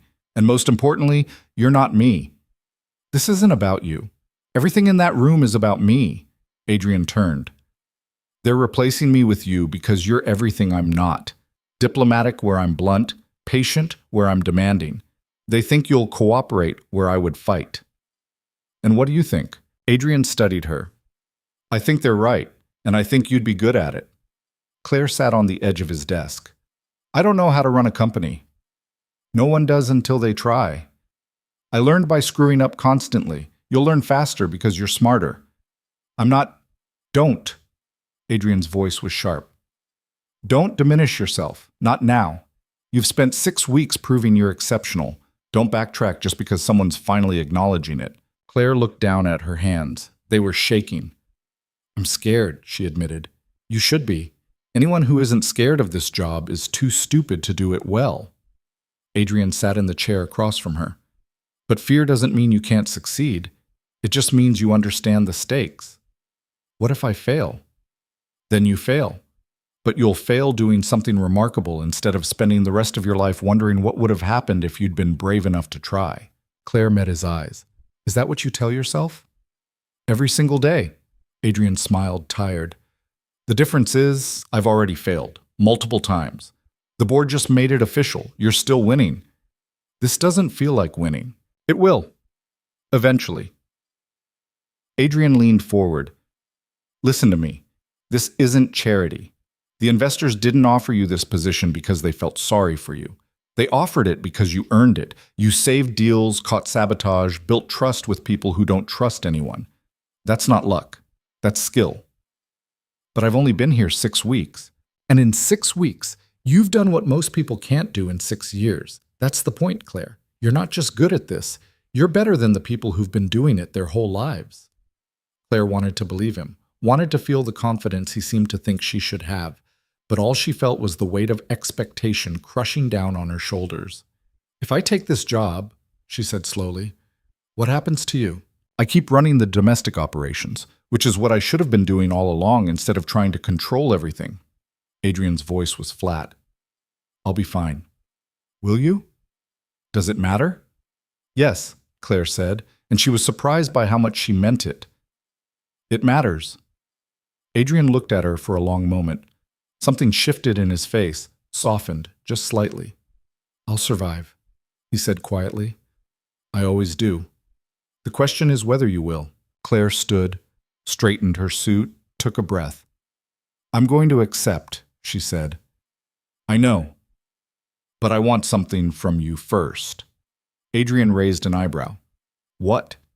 Help me. Not officially, not in any way the board or the investors would know about. But when I'm drowning, when I don't know what I'm doing, when everything's falling apart, I need to know I can call you. They won't like that. I don't care what they like. I'm asking what you'll do. Adrian stood, held out his hand. You can call me. Anytime. I'll answer. Claire shook his hand. His grip was firm, steady. Thank you, she said. Don't thank me yet. You haven't started drowning. They walked back to the conference room together. Everyone was waiting, the tension thick enough to cut. Claire took her seat, looked at Dubois. I accept the position, she said, on 3 conditions. Dubois' eyebrows rose. Conditions? First, I want full hiring authority for my immediate team. I choose my own people, no committee approval required. Agreed, Dubois said. Second, I want quarterly performance reviews with the full investor committee, not just reports through intermediaries. If I'm failing, I want to hear it directly. That is reasonable, Zhao said. Volkov nodded. And third, Claire said, looking directly at the board chairman, I want it in writing that Adrian Cole retains his position as CEO of domestic operations with no interference from the European branch management. What he built stays his. The room went still. The chairman glanced at Adrian, then back at Claire. That's already the agreement. Then put it in my contract, make it official. Because if you try to push him out while I'm running the European operations, I quit. Immediately. No notice. You would walk away from a $200,000 salary to protect someone who just lost his job? Jennifer asked, incredulous. He didn't lose his job. He lost control of something he built. That's different. Claire kept her eyes on the chairman. And yes, I would walk away. Do we have a deal or not? The board members exchanged looks. Dubois was smiling slightly, like he'd just confirmed something he'd suspected. "We have a deal," the chairman said finally. "All three conditions will be included in your contract." "Then I accept." Dubois extended his hand across the table. "Welcome aboard, Miss Bennett. Or should I say, Director Bennett?" Claire shook his hand. "Then Hoffman's. Then Marchetti's, Zhao's, and finally Volkov's. You have steel in you," Volkov said quietly in Russian. "This will be interesting to watch." "I hope so," Claire replied in the same language. The meeting dissolved into logistics. Richard started talking about contract timelines. Jennifer began outlining the organizational structure Claire would inherit. The board members excused themselves, their work done. Adrian stayed in his seat, watching it all happen. Claire caught his eye across the table. He nodded once, she nodded back. And just like that, everything changed. The next 2 weeks were chaos. Claire's promotion became official on a Wednesday. By Thursday, she had an office on the 43rd floor, bigger than Adrian's, with views of the East River. By Friday, she had a secretary she didn't ask for and a calendar full of meetings she didn't understand. The staff started treating her differently immediately. People who'd ignored her when she was a translator suddenly wanted FaceTime. Jennifer became coldly professional instead of just cold. Richard started CCing her on emails that used to go only to Adrian, and Adrian became a ghost. He was still in the building, still running domestic operations, but their paths rarely crossed. When they did, conversations were brief and professional. He'd ask about contract timelines. She'd ask about shipping schedules. They'd exchange information like colleagues, not like two people who'd eaten Thai food and talked about dead spouses in an empty kitchen. Claire told herself it was fine. This was what she'd signed up for. Professional distance was necessary when you were managing separate divisions of the same company. But it felt like losing something she hadn't realized she'd had. On her 10th day as director, Claire had her first major crisis. A shipment of automotive parts bound for Hamburg got held up in customs because of documentation errors. The German importer was threatening to cancel the contract. Hoffman was furious, and Claire had no idea how to fix it. She spent 3 hours on the phone with customs officials, getting nowhere. The paperwork was technically correct, but there was some regulatory nuance she wasn't catching. Her German was fluent, but bureaucratic German was a different language entirely. At 7 p.m., sitting alone in her new office, Claire pulled out her phone. She stared at Adrian's contact for a full minute before calling. He answered on the second ring. "What's wrong?" "How did you know something's wrong?" "You never call unless it is." "What happened?" Claire explained the customs situation. Adrian listened without interrupting. "Forward me the documentation," he said when she finished. "I'll look at it." "You don't have to." "Claire, send me the files." She sent them. 10 minutes later, her phone rang again. "Paragraph 6, subsection B," Adrian said. "The tariff classification code. It's correct for automotive parts, but Germany changed their import categories last month. You need to refile under the new classification system." "How do you know that?" "Because I deal with German customs constantly, and they pull this kind of thing all the time. It's not about the parts. It's about testing whether you know the current regulations. So they're messing with me. They're messing with everyone. You're just new, so they're messing harder." Adrian paused. "Call the Hamburg Customs office directly. Ask for Werner Busch. Tell him you're calling on my recommendation and you need the updated classification schedule. He'll send it over." "Will he actually help?" "He owes me a favor. Use my name." Claire made the call. Werner Busch was gruff but cooperative. Within an hour, she had the updated codes, refiled the documentation, and got confirmation that the shipment would clear by morning. She called Adrian back. "It worked," she said. "Thank you." "Don't mention it." "I mean it. You saved me." "I gave you a phone number. You did the rest." Adrian's voice was quiet. "How's it going otherwise?" "Honestly, I'm terrified every single day." "Good. That means you're paying attention." A pause. "You're doing fine, Claire. Better than fine. I've been hearing things." "What kind of things?" "That Marchetti thinks you're brilliant. That Zhao's team is impressed with your logistics planning. That even Hoffman admitted you handled the customs crisis better than he expected." "Hoffman said that?" "In his own way, which means he respects you." Adrian's voice shifted, became more serious. "You're going to be okay. You know that, right?" "I don't know anything anymore. Then trust me, you're going to be okay. They talked for another 20 minutes. Not about work. About nothing important. Emma's school play, Claire's terrible apartment heating, a documentary Adrian had watched about shipping history. The kind of conversation that felt normal and easy, and nothing like the professional distance they'd been maintaining. When they finally hung up, Claire sat in her empty office and felt less alone than she had in days. The crisis became routine. Not the customs problem specifically, but the pattern. Something would go wrong. Claire would panic, she'd figure it out, or call Adrian, and the world would keep turning. She hired her team carefully. An operations manager from Zhao's company who knew AI logistics. A legal specialist, Richard recommended.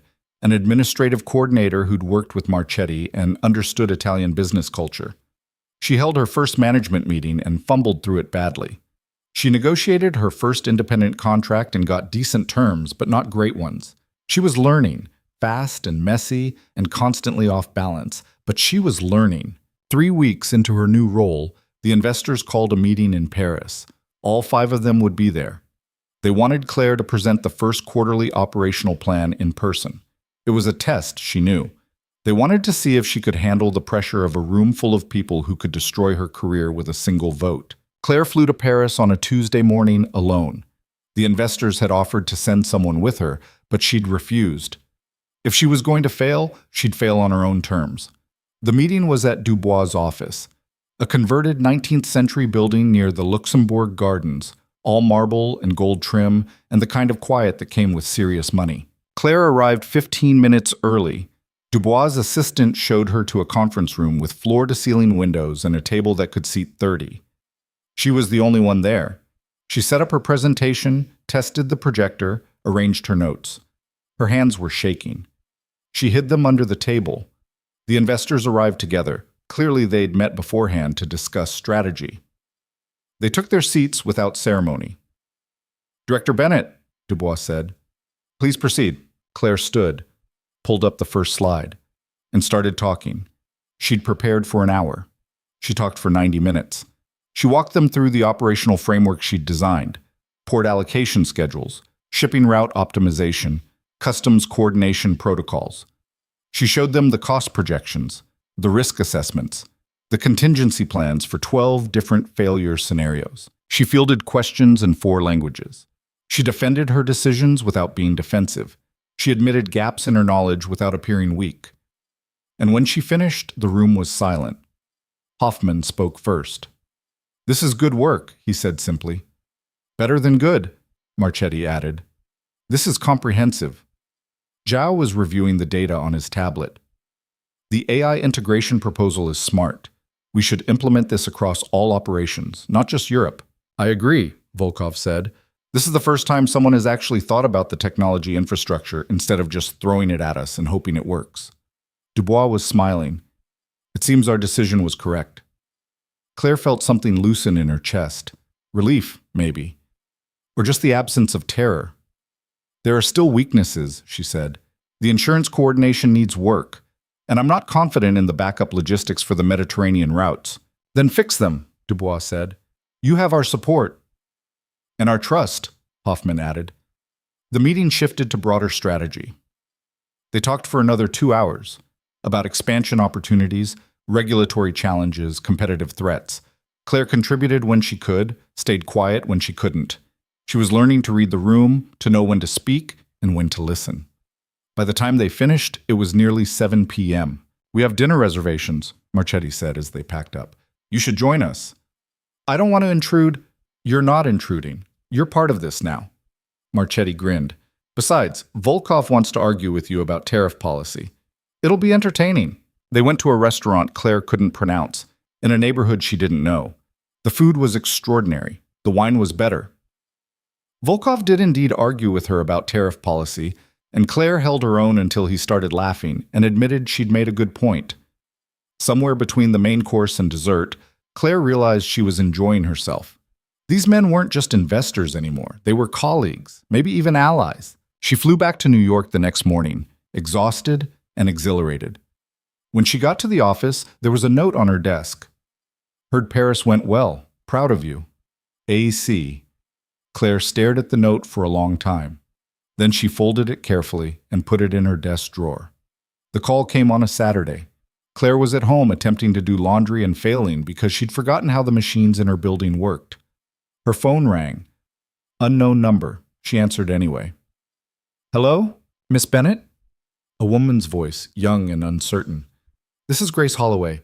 I'm Mr. Cole's nanny." Claire's stomach dropped. "Is Adrian okay?"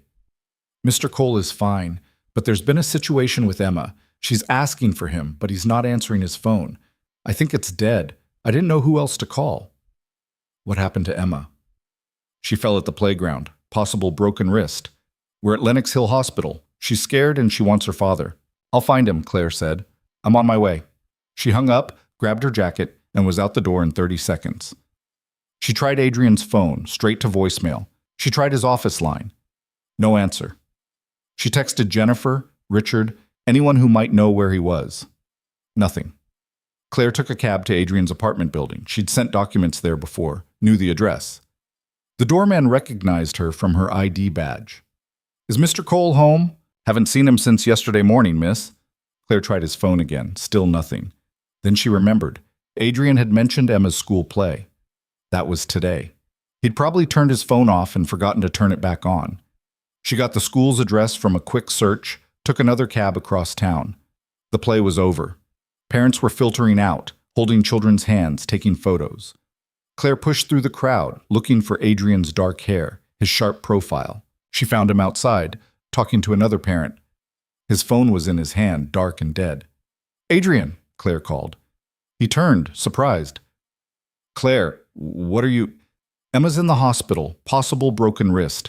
Grace called me because she couldn't reach you." The color drained from Adrian's face. "What hospital?" "Lenox Hill." He was moving before she finished the sentence. Claire followed, jogging to keep up. "They got a cab." Adrian gave the address in a voice that shook slightly. Claire had never heard him sound like that. Not angry, not demanding, scared. "She'll be okay," Claire said. "You don't know that." "I know she's at the hospital, which means she's getting help. I know Grace is with her, so she's not alone. I know broken wrists heal." Adrian didn't respond, just stared out the window, his jaw tight. They got to the hospital in 12 minutes. Adrian was out of the cab before it fully stopped. Grace met them in the waiting room, looking relieved. "Mr. Cole, I'm so sorry. I tried to call—" "Where is she?" "Exam room 4. They're doing x-rays now." Adrian was already walking. Claire and Grace followed. Emma was in a hospital bed, her left arm in a temporary splint, her face tear-streaked but brave. When she saw Adrian, her face crumpled. "Daddy!" "Hey, sweetheart, I'm here." Adrian was at her side immediately, his voice gentle in a way Claire had never heard. "You're okay. I've got you." "It hurts," Emma whispered. "I know. But the doctors are going to fix it, okay? You're being so brave." Emma nodded, sniffling. Then she noticed Claire standing in the doorway. "Who's that?" "That's Claire," Adrian said. "She works with me. She helped me find you." Emma studied Claire with serious brown eyes, Adrian's eyes. "Thank you." "You're welcome," Claire said softly. The doctor came in, a tired-looking woman in scrubs. "Mr. Cole?" "The x-rays confirm a minor fracture. We'll need to set it and cast it, but she'll heal completely in about 6 weeks." "Can I stay with her?" Adrian asked. "Of course." They took Emma for the casting. Adrian went with her. Grace excused herself to call Emma's school. Claire sat alone in the waiting room, surrounded by worried parents and fluorescent lights and the smell of antiseptic. 45 minutes later, Adrian came back out. Emma was with him, sporting a bright pink cast and looking significantly happier. "Pink is my favorite color," she announced to Claire. "It's a very good choice," Claire said seriously. "The doctor said I can get people to sign it. Will you sign it?" Claire looked at Adrian. He nodded. "I'd be honored," Claire said. Grace had a marker. Claire signed her name carefully on Emma's cast, right below where Adrian had written "Love, Dad" in messy handwriting. "Thank you for calling me," Adrian said quietly while Emma showed Grace her cast. "Grace called me. I just tracked you down." "Still, you didn't have to come." "Yes, I did." Claire met his eyes. "You would have done the same for me." "I don't have kids." "You would have done it anyway." Adrian smiled, tired but real. Yeah, I would have. They left the hospital together. Emma fell asleep in the cab, her head on Adrian's shoulder. Grace took her home. Adrian and Claire stood on the sidewalk, the city moving around them. I owe you one, Adrian said. You've already helped me a dozen times. We're even. I don't think it works like that. Then we'll keep helping each other until we stop counting. Adrian looked at her for a long moment. You're a good person, Claire Bennett. So are you, Adrian Cole. You just hide it better. He laughed, quiet and surprised. Emma likes you. I like her too. She's brave. She gets that from her mother. Adrian's voice went soft. Sarah would have liked you too. Claire didn't know what to say to that, so she just nodded. They said goodnight. Adrian got in a cab. Claire watched it disappear into traffic, then walked to the subway. On Monday morning, there was a coffee on Claire's desk when she arrived. Her favorite kind. The expensive stuff from Adrian's private stock that he never shared. No note this time. But Claire understood anyway. The European operations went live on a cold morning in November, exactly 4 weeks after Claire had stood in that Paris conference room and promised she could make it work. The first shipment left Rotterdam at 6 a.m. local time. By noon, 3 more had departed from Hamburg, Marseille, and Genoa. By evening, the network was operational across 12 ports in 6 countries, and Claire was sitting in her office watching real-time tracking data scroll across 3 monitors, waiting for something to break. Nothing broke. At 9 p.m., Zhao sent an email with just 2 words, well done. At 9:15, Hoffman called to say the German operations were running smoother than he'd expected. At 9:30, Volkov texted in Russian, You have not failed yet. This is promising. Claire sat back in her chair staring at the monitors and felt something she hadn't felt in months. Not relief, exactly, but the absence of constant terror. Like she'd been holding her breath underwater and finally surfaced. Her phone rang. Adrian. You still at the office? He asked. Yeah, watching the numbers. Everything green? So far. Then go home, Claire. You've done enough for one day. What if something goes wrong overnight? Then your team will handle it. That's why you hired them. Adrian's voice was gentle. You can't monitor every shipment personally. You'll burn out before Christmas. I know, Claire stopped. I need to make sure. I get it, but you've already made sure, multiple times. Now you need to trust the system you built. Claire looked at the monitors again. Green lights, steady data, no alerts. Okay, she said finally. I'm leaving. Good. Get some sleep. She packed up, turned off the monitors, and left the office. The building was mostly empty, just security and a few workaholics on other floors. Claire rode the elevator down, stepped out into the November night, and breathed. The European branch was live. She'd actually done it. Now came the hard part, keeping it running. The board meeting happened in mid-December, 2 weeks before Christmas. It was the quarterly review Claire had negotiated in her contract, the one where the investors and board members would assess her performance and decide if she was worth keeping. She'd prepared for 3 weeks, built presentations, compiled data, rehearsed answers to every question she could imagine. She'd barely slept, barely eaten, barely thought about anything except proving she deserved this position. Adrian had offered to sit in on the meeting as an observer. Claire had refused. If she was going to succeed or fail, it needed to be on her own. The meeting started at 10 a.m. in the main boardroom. All 5 investors attended via video. Dubois from Paris, Hoffman from Berlin, Marchetti from Rome, Zhao from Shanghai, Volkov from Moscow. The Cole Maritime board members were there in person, along with Jennifer and Richard. Adrian wasn't there. Claire had asked him to stay away, and he'd agreed without argument. The chairman opened the meeting. Director Bennett, you have the floor. Claire stood, pulled up her first slide, and began. She walked them through 8 weeks of operational data, shipping volumes, delivery times, cost efficiency, customer satisfaction ratings.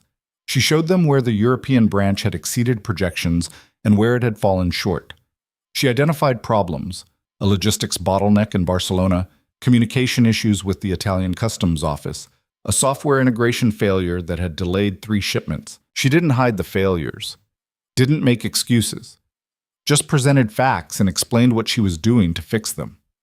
When she finished, Dubois spoke first. The Barcelona bottleneck. How long until it's resolved? 2 weeks. We're adding a secondary processing facility and hiring 4 additional logistics coordinators. That should increase throughput by 30%. And the cost? $800,000 for the facility modifications, plus ongoing labor costs. But we'll recover that in efficiency gains within 6 months. Dubois nodded. Acceptable. Hoffman leaned forward on his screen. The customs issues in Italy. These are the same problems Cole faced 2 years ago. Why are we repeating mistakes? Because I didn't know they were mistakes, Claire said bluntly. I'm learning the Italian regulatory environment as I go. Marchetti has been helpful, but there's institutional knowledge I don't have yet. Then get it, Hoffman said. Hire someone who knows Italian customs inside and out. This should not be a recurring problem. I'm interviewing candidates next week. Good. The questions continued for 90 minutes. They picked apart her decisions, challenged her projections, demanded explanations for every variance in the data. Claire answered everything, admitted when she didn't know something, defended her choices when she did. Finally, the chairman called for a recess. We'll deliberate privately. Director Bennett, please wait outside. Claire left the boardroom, walked to the empty executive lounge, and collapsed into a chair. She'd done everything she could. Now, all she could do was wait. Jennifer found her 20 minutes later. They want you back, she said. Her face was unreadable. Claire walked back into the boardroom. Every eye was on her. The chairman spoke. Director Bennett, the board and investor committee have reviewed your performance over the past 8 weeks. Claire's hands were shaking. She clasped them together. We acknowledge that you face significant challenges, the chairman continued. Taking over a newly launched operation with limited experience was a risk for everyone involved. Here it comes, Claire thought. They're firing me. However, the chairman said, the results speak for themselves. The European operations are performing at 93% of projected efficiency, which exceeds the target we set for the first quarter. Customer satisfaction is high. Costs are within budget. And most importantly, the investor consortium has expressed complete confidence in your leadership. Claire blinked. They have? We have, Dubois said from the screen. You have done excellent work under difficult circumstances. We see no reason to make any changes. In fact, Zhao added, we'd like to discuss expansion. There are opportunities in Southeast Asia that would benefit from your approach to logistics management. Claire's mind was reeling. You want to expand? Not immediately, Marchetti said. But within the next year, yes. We believe you have the capability to manage a larger operation. We're increasing your budget for the next quarter, the chairman said, and authorizing additional hires. The formal documentation will be ready by end of week. So I'm not fired, Claire said, and she heard how stupid it sounded the moment the words left her mouth. Hoffman actually laughed. No, Director Bennett, you are not fired, you are being promoted.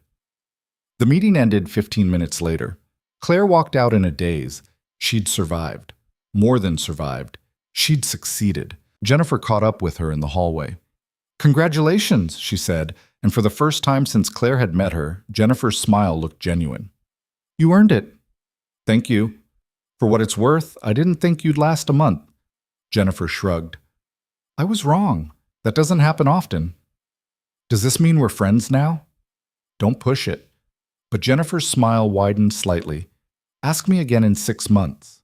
Claire went back to her office, closed the door, and sat in silence for 10 minutes. Then she picked up her phone and called Adrian. He answered immediately. How'd it go? They're not firing me. I could have told you that. They want to expand the operation. Give me more budget, more staff. Of course they do. You're making them money. Claire leaned back in her chair. I can't believe this is real. Believe it. You built something that works. That's not luck, Claire. That's you. I couldn't have done it without your help. You could have. You just would have taken longer. Adrian paused. I'm proud of you. The words hit harder than Claire expected. She had to clear her throat before responding. Thank you, she managed. You eating tonight, or are you going to work until midnight again? I was planning to work. No, you're not. You're meeting me for dinner, 7 p.m., that Italian place near your apartment. Adrian, not a request, Director Bennett. I'm celebrating your success whether you like it or not. Claire smiled. Fine, 7 p.m. Good. Don't be late. He hung up. Claire sat in her office for another few minutes, letting the reality sink in. Then she got back to work. Because the European branch didn't stop running just because she'd had a good performance review. But this time, the work felt different, less like drowning and more like building. Dinner was quiet, easy. They talked about everything except work, books, movies, the weird construction happening outside Adrian's apartment building, Emma's upcoming Christmas concert, Claire's ongoing battle with her apartment's heating system. It felt normal, comfortable, like they'd been friends for years instead of just a few months. As they were leaving, Adrian stopped on the sidewalk. "Can I ask you something?" he said. "Sure. That first night at Lumiere, when I yelled at you, why didn't you just walk away?" Claire thought about it. "I don't know. Pride, maybe, or stubbornness. I'd spent 3 years being invisible, and I was tired of it. When you told me to disappear, something in me just refused. You could have gotten fired. I was already serving wine for minimum wage. Getting fired wouldn't have changed much." Claire looked up at him. "But staying changed everything." "For both of us," Adrian said quietly. They stood there in the cold, traffic moving past, the city indifferent and bright around them. "I need to tell you something," Adrian said. "About the board meeting today." Claire's stomach tightened. "What about it?" "They asked me if I had any objections to your promotion, if I thought you were capable of managing a larger operation." "What did you say?" "I told them you were the most capable person in that building, including me." Adrian's voice was steady. "I also told them that if they didn't give you everything you needed to succeed, they were idiots." Claire laughed, surprised. "You didn't." "I did. Richard almost had a heart attack. And they still promoted me? Because they knew I was right." Adrian's expression was serious now. "You saved my deal, Claire. Then you built something better than what I could have built. I'm not threatened by that. I'm grateful." "You don't seem like the grateful type." "I'm not, but I'm learning." Adrian smiled. "From you, actually." Claire didn't know what to say to that, so she just smiled back. They said goodnight. Adrian got a cab. Claire walked the 3 blocks to her apartment, her breath fogging in the December air.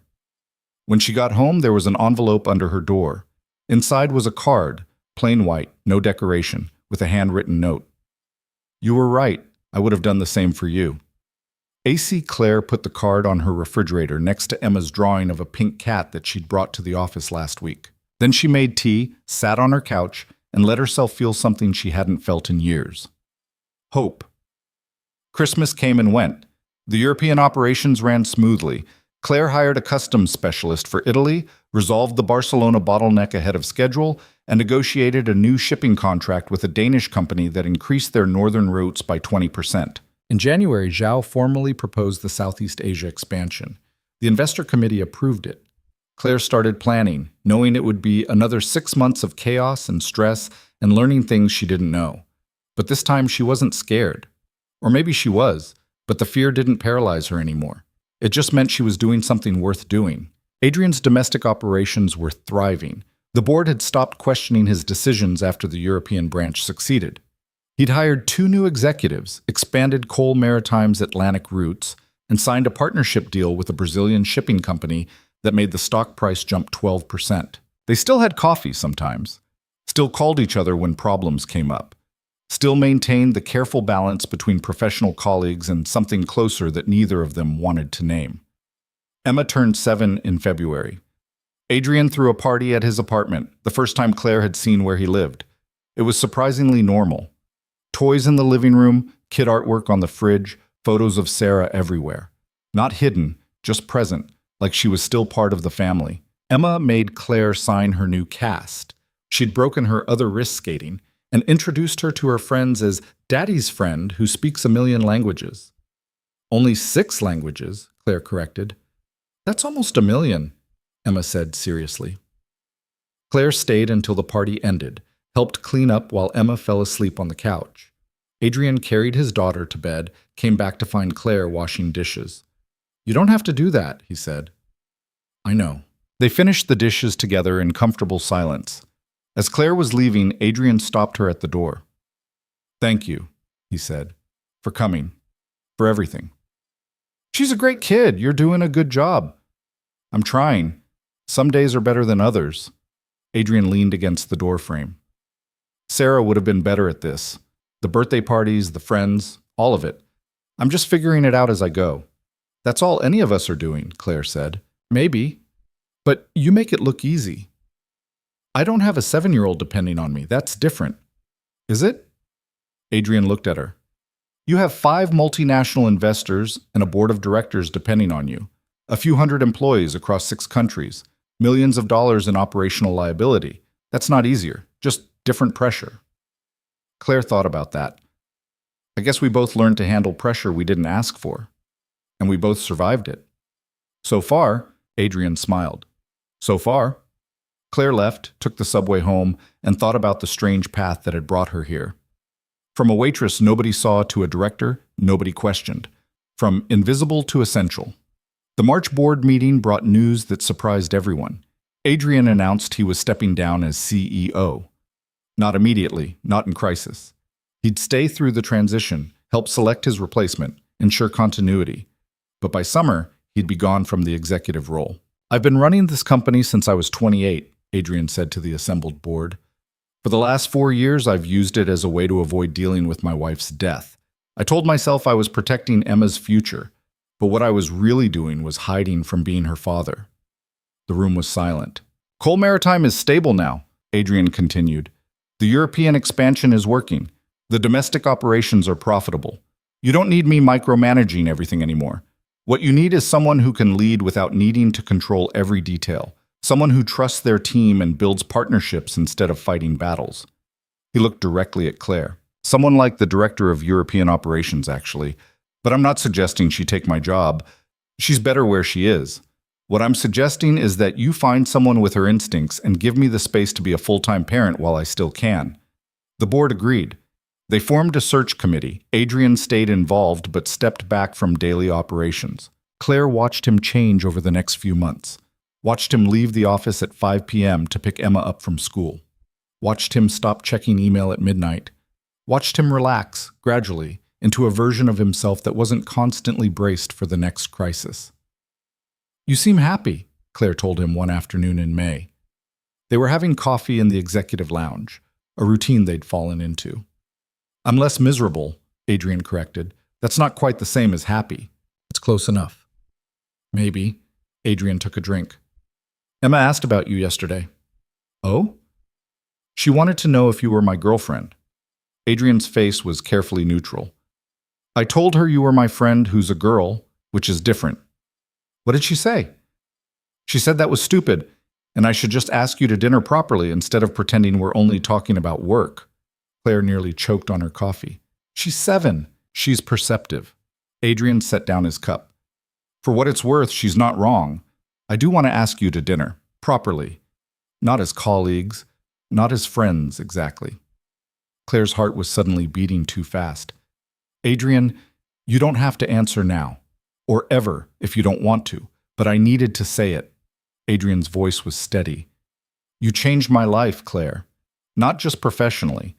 You reminded me that there's more to living than just surviving. That's not something I take lightly. Claire looked at him, really looked at him. The sharp edges were still there, the intensity, the restless intelligence. But something had softened too. Something that made him look less like a man at war and more like a man learning to be at peace. Ask me when you're not my boss anymore, Claire said finally. Adrian smiled. Fair enough. But ask me. I will. The new CEO started in July. His name was Michael Chen, and he'd built a logistics empire in Singapore before Coal Maritime recruited him. He was smart, diplomatic, and nothing like Adrian. That was probably the point. Adrian stayed on as chairman of the board, a role with authority but less operational pressure. He worked from home 2 days a week, started taking Emma to the park on Saturdays, hired a grief counselor, and actually went to the appointments. Claire's European operations expanded into Southeast Asia in September. The launch was smoother than the first one, probably because she knew what she was doing now. The investors were pleased. The board approved a budget increase for the following year. Everything was working. And on a Friday evening in October, almost exactly 1 year after Claire had walked into Lumiere with a wine bottle and a chip on her shoulder, Adrian called her. You busy? He asked. Not particularly. Why? Because I'm not your boss anymore, and I'd like to take you to dinner, properly, not as colleagues. Claire smiled. What took you so long? I wanted to make sure I was asking for the right reasons. And? And I'm asking because I want to know you better, because I like who I am when I'm with you, because Emma thinks you're wonderful and she's usually a good judge of character. Adrian paused. And because I haven't felt this way about anyone since Sarah died. And I think she'd want me to try. Claire's throat was tight. Where are we going? Anywhere but Lumiere. I'm done with that place. How about Thai food? Adrian laughed. Perfect. They went to the same little restaurant in Midtown, ordered too much food, and talked until the staff started cleaning around them. It wasn't perfect. Adrian was still difficult sometimes, still too demanding, still carried grief like a second skin. Claire was still defensive, still overthought everything, still woke up some mornings convinced she was one mistake away from losing everything. But they understood each other. The kind of understanding that came from both having survived things that should have broken them. As they left the restaurant, walking into the October night, Adrian took her hand. Thank you, he said. For what? For not disappearing when I told you to. Claire squeezed his hand. Thank you for seeing me when I did. They walked through the city together, two people who'd learned that strength didn't mean never breaking. It meant putting yourself back together afterward and choosing to keep going. The story could have ended there, but real life doesn't work in neat conclusions. Claire ran the European and Asian operations for 3 more years, expanding into South America and eventually Africa. She became one of the youngest executives in the shipping industry, spoke at conferences, got profiled in business magazines. Adrian raised Emma, served on the Cole Maritime Board, and eventually started consulting for other companies on crisis management and organizational restructuring. He was good at it. Turned out all those years of fighting had taught him something useful. They dated for 2 years before Adrian proposed. Got married in a small ceremony with Emma as the flower girl and 5 international shipping magnates in attendance. Volkov cried, though he denied it afterward. Claire never went back to waiting tables, but she kept the old apron from Lumiere in her closet, a reminder of where she'd started. Emma grew up bilingual, then trilingual, then decided she wanted to learn as many languages as her stepmother. By the time she was 12, she was fluent in 4.